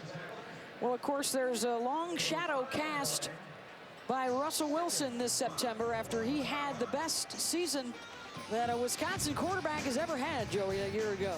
And I think the difference in what they're missing is Wilson's ability to create plays with his feet. He could always run the ball, and in this season, the running back's ability to not run the ball has hurt this offense. White And some more misdirection. He gets to the 35, and that should be good enough for a first down, a pickup of 6. Drew Thomas with the tackle. Well, through the first 3 games last year and this year, a lot of numbers in Russell's favor. The rushing yards are the ones that really matter to this offense. They've got to have the ability to have the threat of the quarterback running the ball. Bobby fakes to White, gives to Gordon. Gets a nice block on the outside. And down to the 22-yard line. And that will move the chains again. 13 on the carry. And the leading tackler for UTEP, Richard Spencer.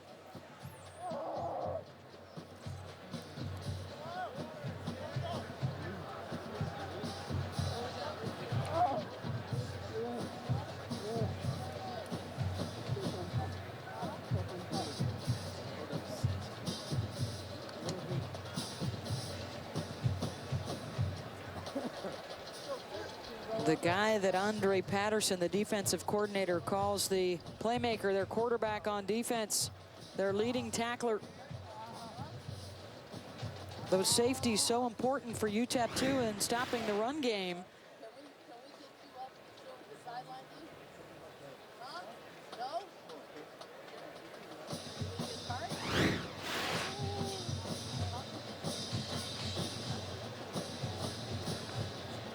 Checking out the left knee that may have gotten caught up in the turf when Gordon made contact with him.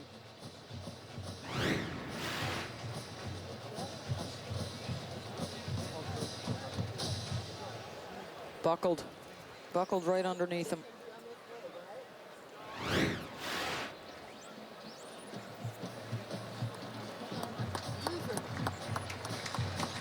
Oh, tough break there for Richard Spencer, the senior from Moreno Valley, California. Spencer being their leading tackler on this defense, their playmaker, has caused a couple fumbles, actually caused a fumble by Ball earlier in this game, has an interception on the season. This is really going to hurt UTEP's defense moving forward because at safety, he leads them in tackles. He's the guy that comes downhill, gets involved in the run game.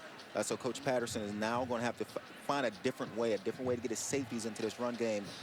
And it doesn't appear Spencer will return to this game. Yeah, they won't even bother walking Spencer across the field to the UTEP sideline. Their locker room is actually on this near side, the Wisconsin side. But apparently they will walk him over to the side and a cart will come and pick him up to take him straight back to the locker room. You're going from a senior leading tackler. The backup that they have listed is Shane Hune, who's a true freshman. UTEP losing Spencer is the equivalent of Wisconsin losing Ball. He's that important to them, especially on defense, especially in these kind of games when a team like Wisconsin wants to run the ball. Spencer is their run enforcer. Like I said, leads them in tackles. So this is the equivalent of Wisconsin losing Ball earlier in this game. Number of stars being hurt in this game. Ball for Wisconsin. You got now David Gilbert Spencer as well out right UTEP. now for Wisconsin. Gilbert out. Well, Richard Spencer, obviously you love the challenge of coming to play in this type of game. If you're UTEP, you want to try and prove yourself that you can play against the best. Also part of this, though, is to try and get yourselves better prepared for league play. And one of the things that Mike Price talked about was we want to come up here and try and win this game and make sure that we are healthy and ready to roll come Conference USA time. And no speculation on the near future here of Richard Spencer, but obviously when the knee is involved like that, well, not a good situation for the starting safety for the Miners. And Ron Dane mentioned it when he was speaking to Monte Ball. He told him the Big Ten is about to start. You want to focus on conference play, and that's what's important. And now UTEP loses one of their guys going back into Conference USA play. Back to the action, and a strong drive engineered here by Stavi. Most of it on the ground. James White will pick up another 4 or 5. A.J. Rapati with the stop.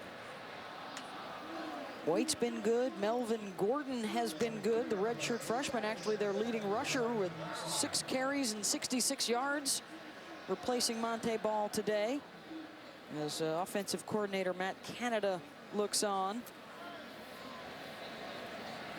6 new starters to the offense this year. New coordinator, 3 new linemen, new tight end, new fullback, new quarterback, and today a new running back. Stabby to the air, to the end zone, incomplete. How about the confidence that Matt Canada is showing in Stabby right now? I mean, they're in the red zone. You know, they can make this a 2-score game on 2nd and 7. He allows Stabby to make a throw to the end zone. That's showing confidence in this young quarterback. They converted their last 3rd down. They're 2 of 7 today. This the 10th play of the drive that started back on their own 23. Trying to respond to the UTEP score from a moment ago. Owen Hammond to the left, Abradaris alone to the right. He's running the crossing route underneath. He makes the catch. Short of the first down. Drew Thomas denying Jared, who has a new career high in receiving yards today. You knew that Coach Patterson was going to dial up another blitz from UTEP, and they sent the house. And then when you do that as an offense, you got to find a completion, which they did. But as a defense, a secondary has got the tackle. That is a big tackle to hold this to a field goal attempt. 33-yarder for Kyle French.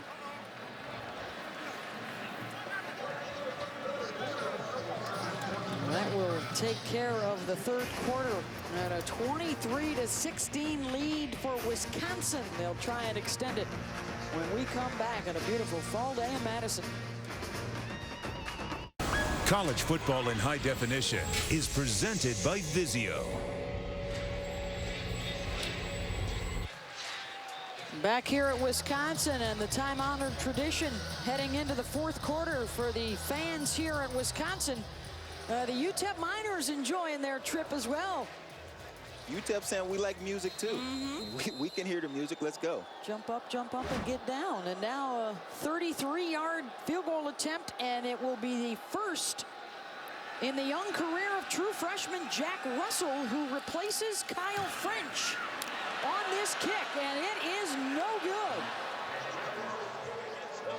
And now watch UTEP jump around now. I mean, this is when the excitement takes place. Now it'll be interesting to see what they can do on offense now, coming back with some momentum, only down 7 in the 4th quarter. After the last score, the report from Lewis Johnson coming from the field that Kyle French, after he kicked the kickoff out of bounds, the change was made by the Wisconsin bench that they would let Jack Russell kick the field goal instead of French. And Kyle was 3 for 4 this year, and Russell, the true freshman, with an opportunity, cannot convert it. And now UTEP with an opportunity to try and tie it up. Josh Bell with the carry. Is that the momentum shifter right there? The miss from Russell, which was not close.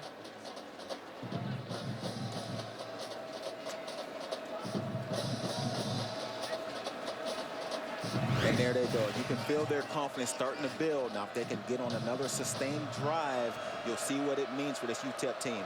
13-play, 75-yard drive to score late in that 3rd quarter. And the catch across the middle made by Malcolm Trail out to the 29. His 2nd catch of the day. He needed the 30. Going to come up just short. Lewis Johnson. Well, Beth, you can clearly begin to feel the momentum shifting over to UTEP. And Mike Price called this game the chance of a lifetime for his team, referring to the 2 prior lost opportunities to potentially upset Oklahoma at home. Remember that, and Ole Miss on the road. Kind of fair to say that Price is enjoying another chance after his years at Washington State in the short state Alabama. Now in his 9th season in Alabama at El Paso, UTEP. And as the runner runs forward, it was Mike Price saying that whatever happens when they leave this stadium, win or lose, they want every team to know that they faced a tenacious, ankle-biting team that did not give up and gave you their best, no matter what happens. Well, first down yardage right there, Lewis, and he talked to us the other day about finishing chances and finishing the game strong. They have been badly outscored in the fourth quarter through their first 3 games of the season. And looking to turn that statistic around today. Lamison, again, they attack the perimeter. And the catch made by Devin Patterson, stepping out of bounds to stop the clock. UTEP gets a rare first down running in between the tackles, which they didn't think they could do. Then they come back and they gain 7 yards on first down to get into another 2nd and short. This just opens up the playbook and allows them to call a number of different plays. And again, I would be surprised if we don't see them take a shot downfield here sometime in the fourth quarter. Boy, you just saw Mike Price signal to his offense, hey, get up to the line. Let's see if they're going to change the tempo a little bit here as well. Try to get Wisconsin on their heels. Out in the flat, incomplete this time to Patterson.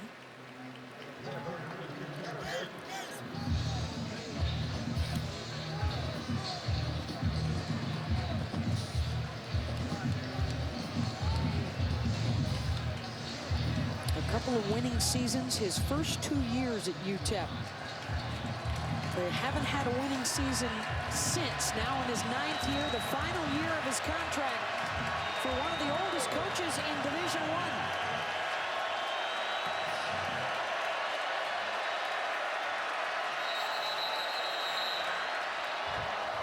Charge timeout. Touch Well, they are upset on the UTEP bench, forced to call a timeout right there. Down a touch with just 1 timeout left early in the 4th.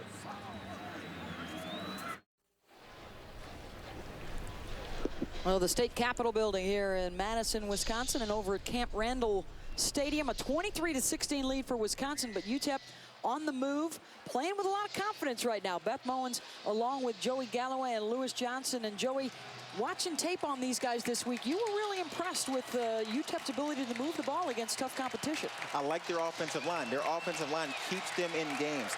They did a terrific job versus Oklahoma, a great job last week with their ability to run the ball, and then now their offensive line is finding ways for these running backs to have room to run. Lamison on 3rd down, and a terrific catch to pick up the necessary yardage, gain of 7, and Michael Edwards able to reach up and grab that one, his 3rd catch of the day. They talked about Michael Edwards, his ability to run routes. Said he's a great route runner. Him and Lamison have some history together, and there's a big connection for a conversion. Now let's see if they can get across this 50 and find a way to put more points on the board as they're getting into a rhythm. A couple of Southern California guys that played junior college ball together and now joining forces at UTEP. Ball start. Offense number 68. 5-yard penalty, still first down. Oh, just as we give the offensive line a little love, another penalty whistled against UTEP, going to set them back 5 yards. They started to sense the blitz. Wisconsin sent both linebackers, and again, this is the same time they did it in the last drive. Once UTEP converted, got a first down, they're starting to get close to the 50. Wisconsin sends the linebackers. Let's just try to give them a change up, and there it caused a penalty. Well, it was interesting, too, talking with Chris Ash, the defensive coordinator for the Badgers. When a team's having trouble scoring, he says, defensively, we can't take as many chances as we'd like. Got to play a little more vanilla. They bring the pressure there, though, and Bo Allen gets the sack of Lamison.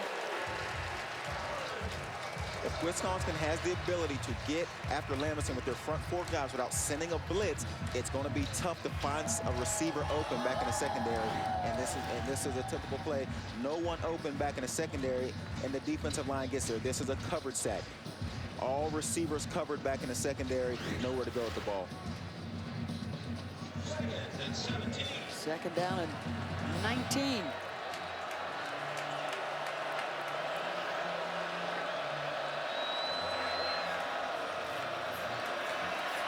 Lamison has his man in Wisconsin territory. The catch made by Jordan Leslie near another first down.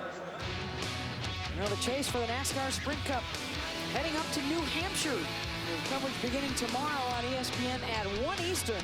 The Sylvania 300 at New Hampshire tomorrow at 1 o'clock.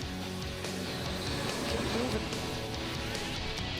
what they'd like the Wisconsin offense to do, not the UTEP offense, which is trying to keep on moving here on 3rd and 1.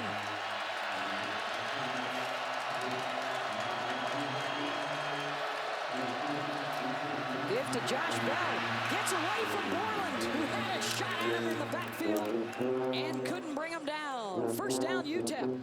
How about Borland getting a clean shot right up the middle of this right up the middle of the offense, just misses the tackle. Great run, another 3rd down conversion, more confidence, more rhythm for the UTEP offense.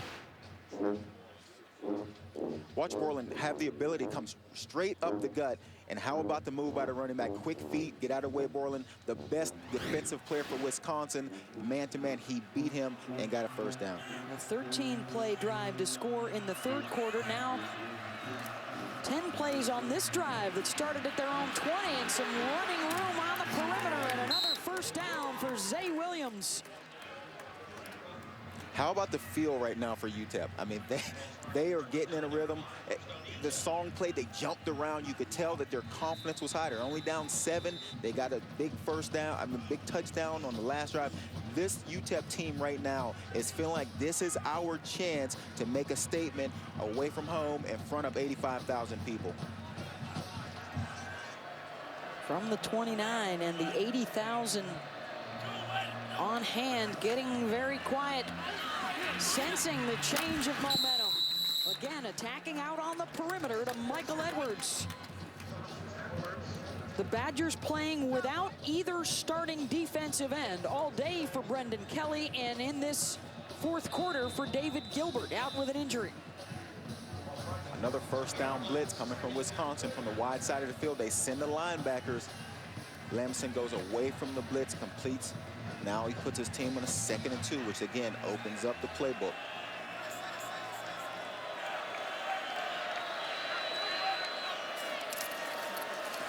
Good to Zay Williams. Borland wraps him up inside the 20. Number of key players out of this game. When you turn this game on, you wanted to see ball. You knew ball was going to be important for Wisconsin. And then you look at Gilbert, the only defensive lineman for Wisconsin that had a sack coming in. And then on UTEP, their defensive playmaker, 10 tackles last week all over the place. All these guys are out of this game. Now we'll see which team can rebound without their key players.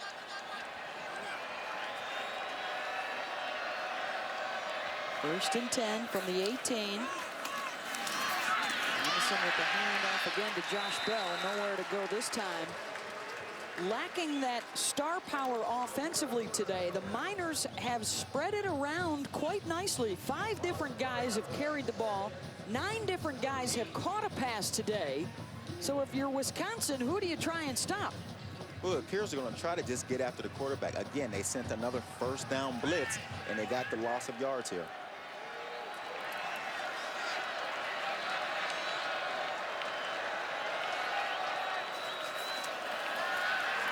Anderson protected this time, looking for the end zone, incomplete. Knocked out of bounds is Eric Tomlinson, and Mike Taylor able to jar the ball loose as well.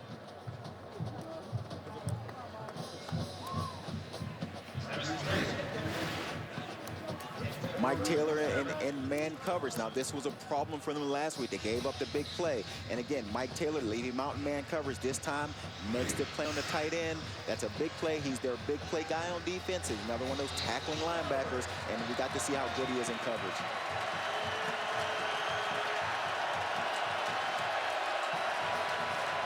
For 3 on 3rd down in this 4th quarter. And they may have gotten Dipple to jump. False start. False start. Offense number 68. 5-yard penalty, still 3rd down. That's James Nelson, the 6'7", 355-pound senior. Guy the coaches say is one of the best O-linemen they've had in a long time at UTEP.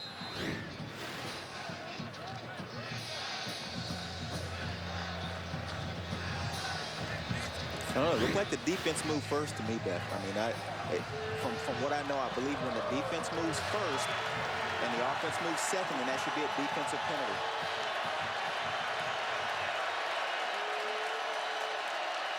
Anderson Trying to set up the screen, broken up nicely by Desmond Southward, who almost had the pick.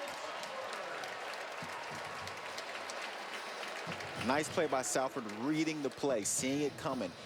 You expect him to do something on the outside, maybe a screen. Southward comes up, makes that play. He's the last guy in defense. If he does not make that play, it could turn into something big for UTEP. Steven Valadez is on to attempt a 43-yarder. He hit a 45-yarder as time expired in the first half.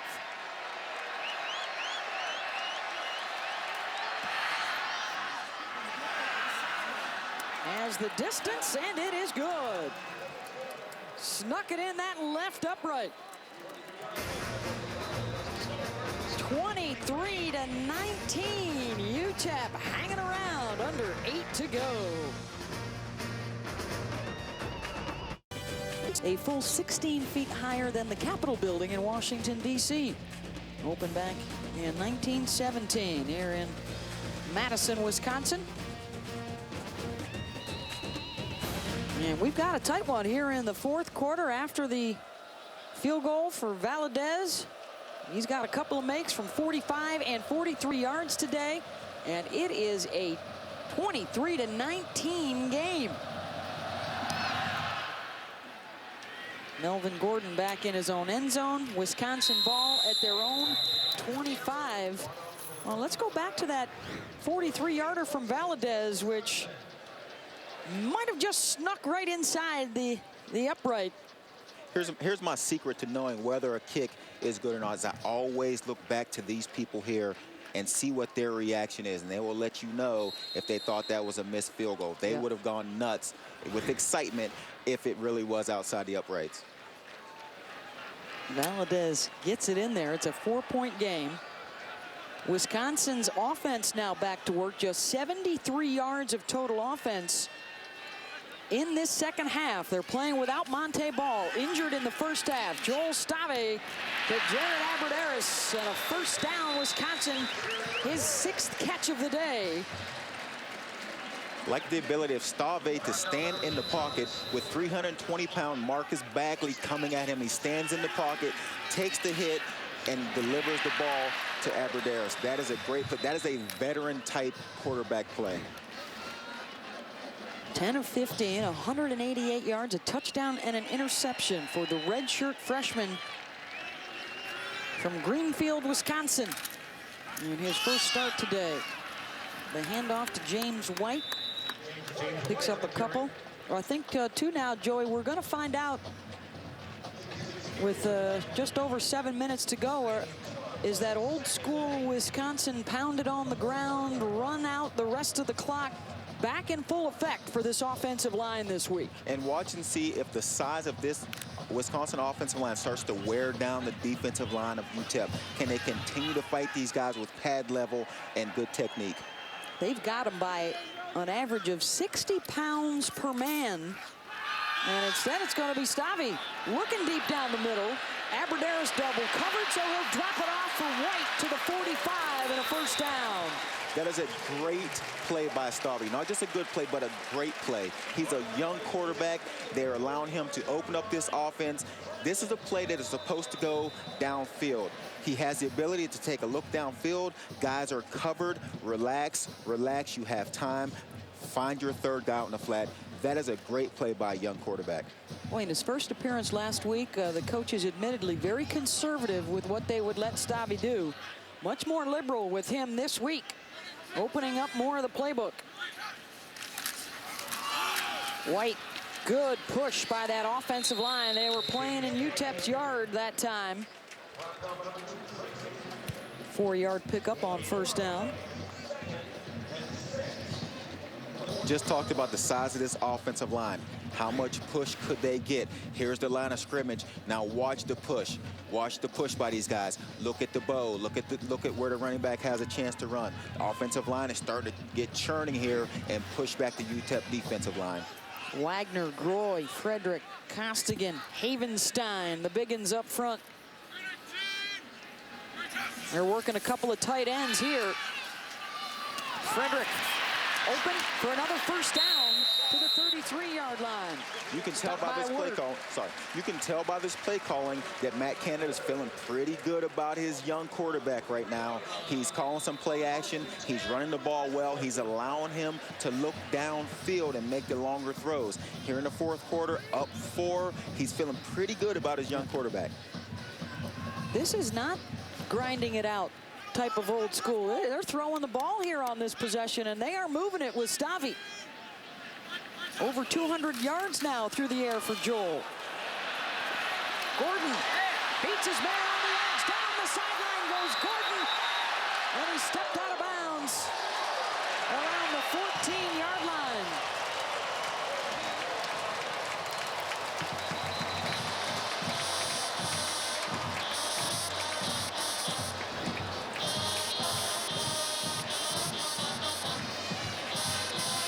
There goes that big offensive line, getting around that corner, and then you got a corner one-on-one. As a running back, you have got to win that battle one-on-one. And there goes the foot out of bounds. Well, I think on the film study, too, they're going to like the block of the tight end, Jacob Pedersen, there on the edge to spring Gordon to the outside and a 20-yard pickup. And now it's on the Miners defense to come up with a play here. Reset the game clock, play clock to 25 seconds. Brett Bielema had told Lewis Johnson at halftime, yeah, we miss Monte Ball, but we like the guys we've got backing them up, James White and Melvin Gordon, and they've been there and been solid here in this second half. Gordon's got 86 yards rushing on 7 carries. White, 52 yards on 12 rushes today. This is White inside the 10 to the 6. Taken down by Thomas. The respect of Gordon coming around and the sweep play that they've been able to be successful with makes UTEP's defense pay attention to him when he goes in motion, which opens up that left side for White to gain those yards. Clock continues to run, under 4 minutes to go.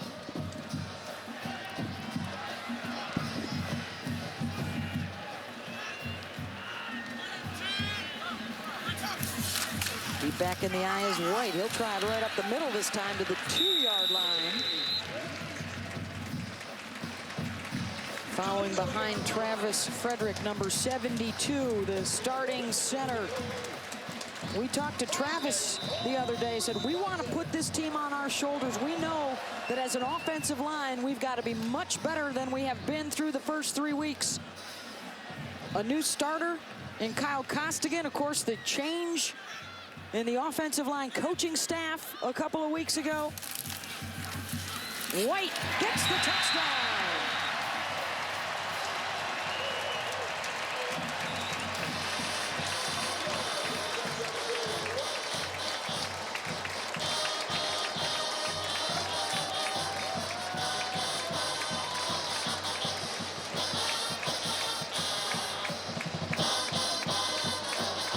They respond to the UTEP field goal. 10 plays, 75 yards. And well executed on all fronts, led by the redshirt freshman Joel Stavi. An extra point is good from Jack Russell. 3:20 to play, and the Badgers feeling a bit more comfortable after White takes it to the house.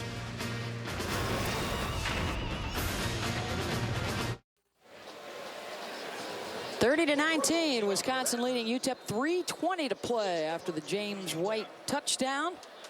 And the Badgers feeling a little bit better after that long scoring drive. Nick Lamison and company will have to work in a hurry. Another opportunity here. Edwards on the return. And the ball coming out at the end of the play. And it is Wisconsin football. The turnover gives it back to the Badgers.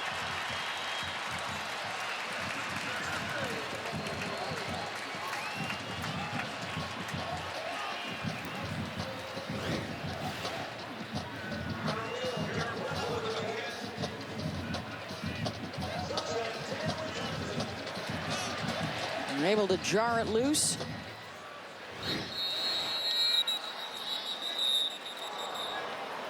The ruling on the previous play, the ball was fumbled, recovered by Wisconsin.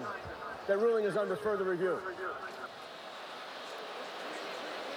Jake Stengel coming up with the recovery. Mike Price is pretty certain that the knee was down before the ball came out.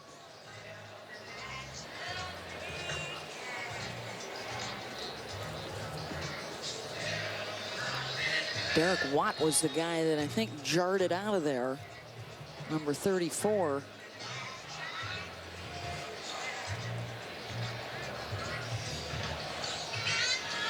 Unable to see through the really traffic. hard to see from this angle. That angle. They're going to need indisputable video evidence. They're going to need to find a shot where the knee was down before the ball came out, because the ruling on the field was a fumble.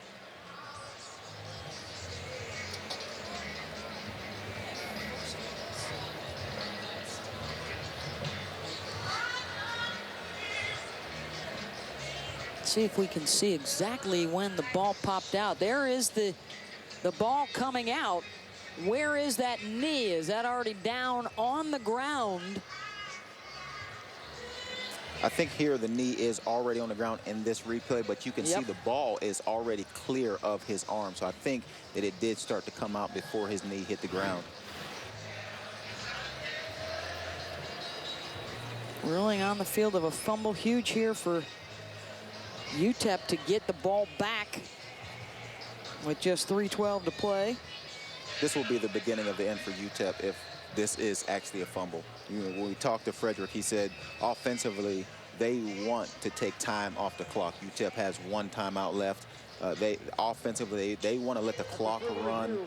The ruling on the field stands. Fumble recovered by Wisconsin. Here comes that big offensive line back on the field. See if they can churn out some more yards and keep this clock running with 3:12 left in the fourth. Up 11. This is where they want to be. Ball on the shoulders of their offensive line.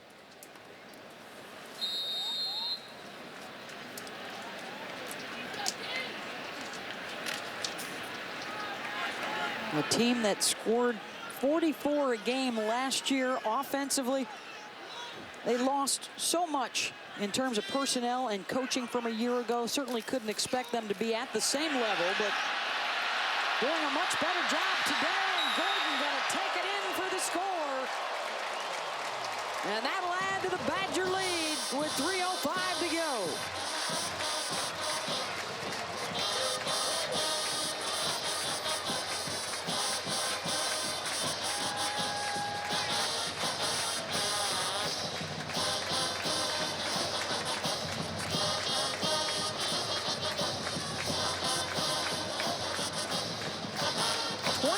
Yards for Gordon. He's over 100 on the day for the redshirt freshman.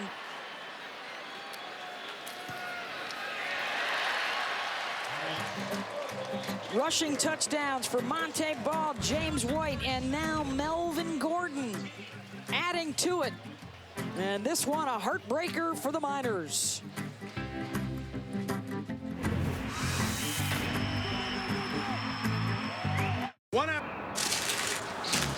Let's take a look at today's hardest working player, brought to you by Polaris, and it's Chris Borland, the middle linebacker for Wisconsin. Talked about Borland coming into this game. He gets a sack here, a batted ball from the defensive end position, and then another tackle. He goes sideline to sideline. He's an instinct player, their best player on defense. And then after all of this, Beth, we're going to head on over, get on the bike. Let's get some extra conditioning in. We start Big Ten play next week. We got Nebraska. Get some extra conditioning, get ready for Nebraska. He's got his own triathlon going, because I'm sure he'll be in the pool post-game for a cold soak. They'll be headed to Lincoln, beginning their Big Ten title defense, back-to-back championships, including the win last year in the first ever Big Ten title game. They've got back-to-back trips to the Rose Bowl. And despite a scare from UTEP today, they appear to be on their way to a 3-1 start to the season. How about you cross off, Joe, who's not available in that leaders division? First of all, that's going to open things up. Ohio State is out of it. Penn State is out of it. And then what you have left, you have Illinois, Indiana, Purdue, and Wisconsin to vie for the lead of the leaders of the division who will represent that side in the Big Ten championship game. Ohio State, Penn State, due to NCAA sanctions, unavailable to play in the postseason. Dipple into the backfield to make the tackle.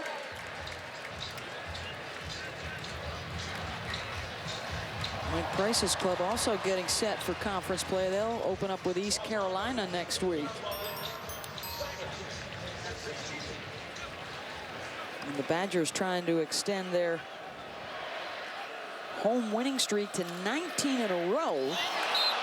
26 consecutive against non-conference opponents.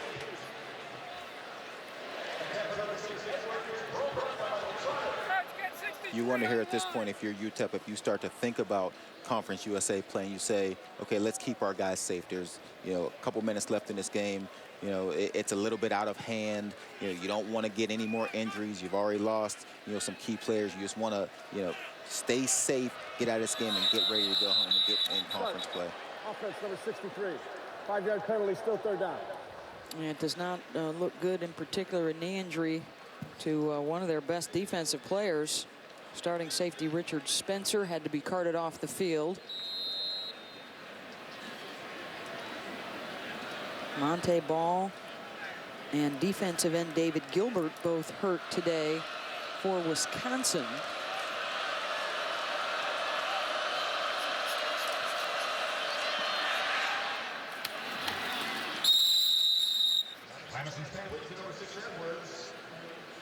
In the case of Monte Ball, it was a couple of hard shots and certainly appeared to be head-driven as opposed to an injury to his legs or anything like that.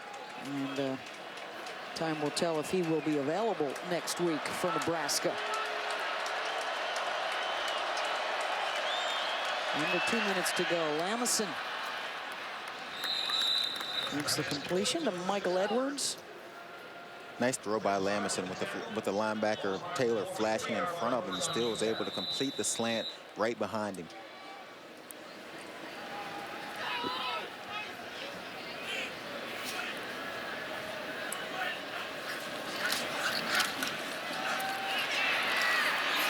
Lamison taken down at his own 35-yard line. There's Borland. Getting off the bike to get back out there. Lining up at defensive end at this stage in the game. Injured player is Tyler Dipple. He was starting today replacing the injured Brendan Kelly.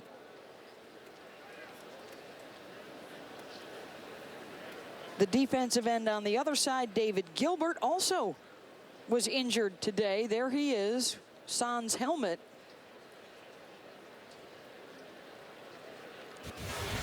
How about the Badgers the rest of the way? Well, they don't have Michigan. I'll say this for Chicago fans. They don't have Northwestern on the schedule either. The 3-0 start for the Wildcats.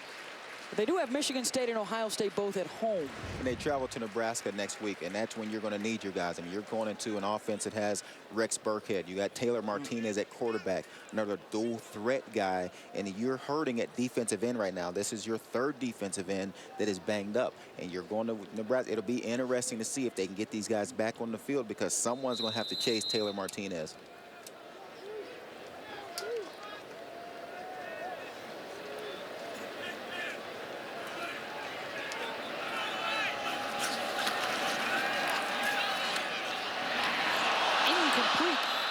Hit Ethan Armstrong in the back, popping up in the air. And Ethan Armstrong is that third linebacker that no one really talks about. I mean, you got Mike Taylor and Chris Borland on the field with you, and then you're that third linebacker spot. You don't get a lot of publicity. He should have, if he'd have caught that with his back, that'd have been a way to get. He'd have got on SportsCenter.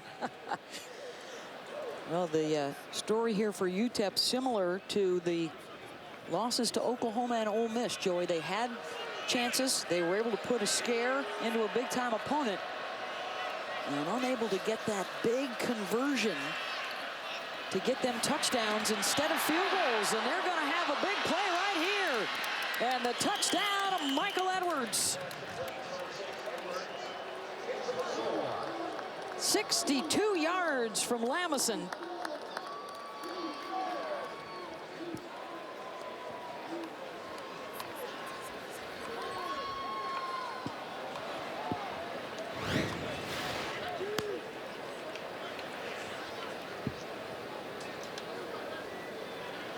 Lamison right into your living room. But the concentration by Edwards to be able to focus on the ball as Trotter, the safety, is bearing down on him. That is a tough job for a wide receiver.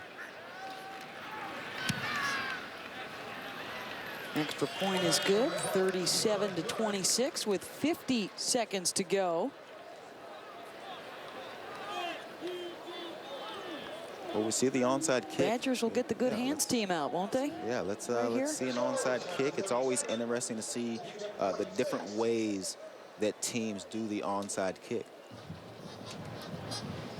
Remember, you can't just drive it into the ground, the old one hopper, and catch it in the air 10 yards downfield. It's got to take a couple of bounces. Well, if they pop it in the air, then the Wisconsin guys are allowed to fair catch the ball, and they're protected. It's not like you can hit that guy, so that is definitely not what you want to do. You don't want to give them a free catch here, so you have to find a way to make it hit the ground 2 times. It's hard enough to do it 1 time and make it pop up. 2 times is even tougher. Stephen Valadez, the kicker. You've got to have at least 4 guys on either side of the kick.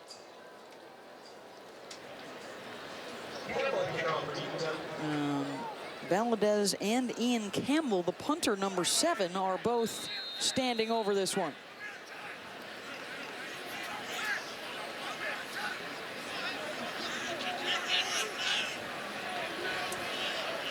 They got a lot of receivers in that front row, and there is the bounce, and Borland able to punch the ball out of bounds. Another way to go about it. How about number 1, that Borland, the linebacker, is on the hands team in the 2nd row.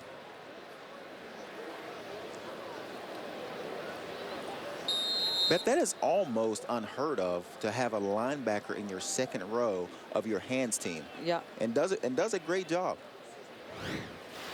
Heads up play by the junior from Kettering, Ohio. And that will allow Stavi to take a knee. Stavi will not have a problem getting a free bratwurst in this after this celebration. I mean, the way he played today, very impressive for a young guy to come in and do the things he did, throwing the ball around. You got to be excited about this. They will extend their winning streak to 19 in a row. And for Joel Stavi in his debut as the starter, 12 for 17, 210 yards, threw a touchdown pass, was picked once. And even though they played without Monte Ball for much of the day, he guided this offense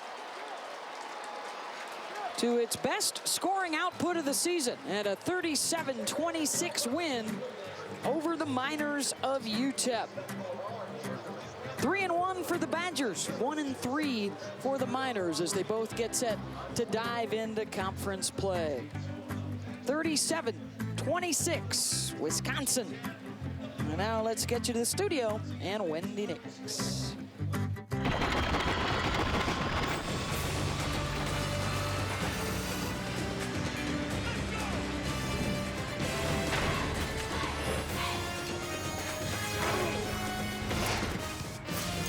College football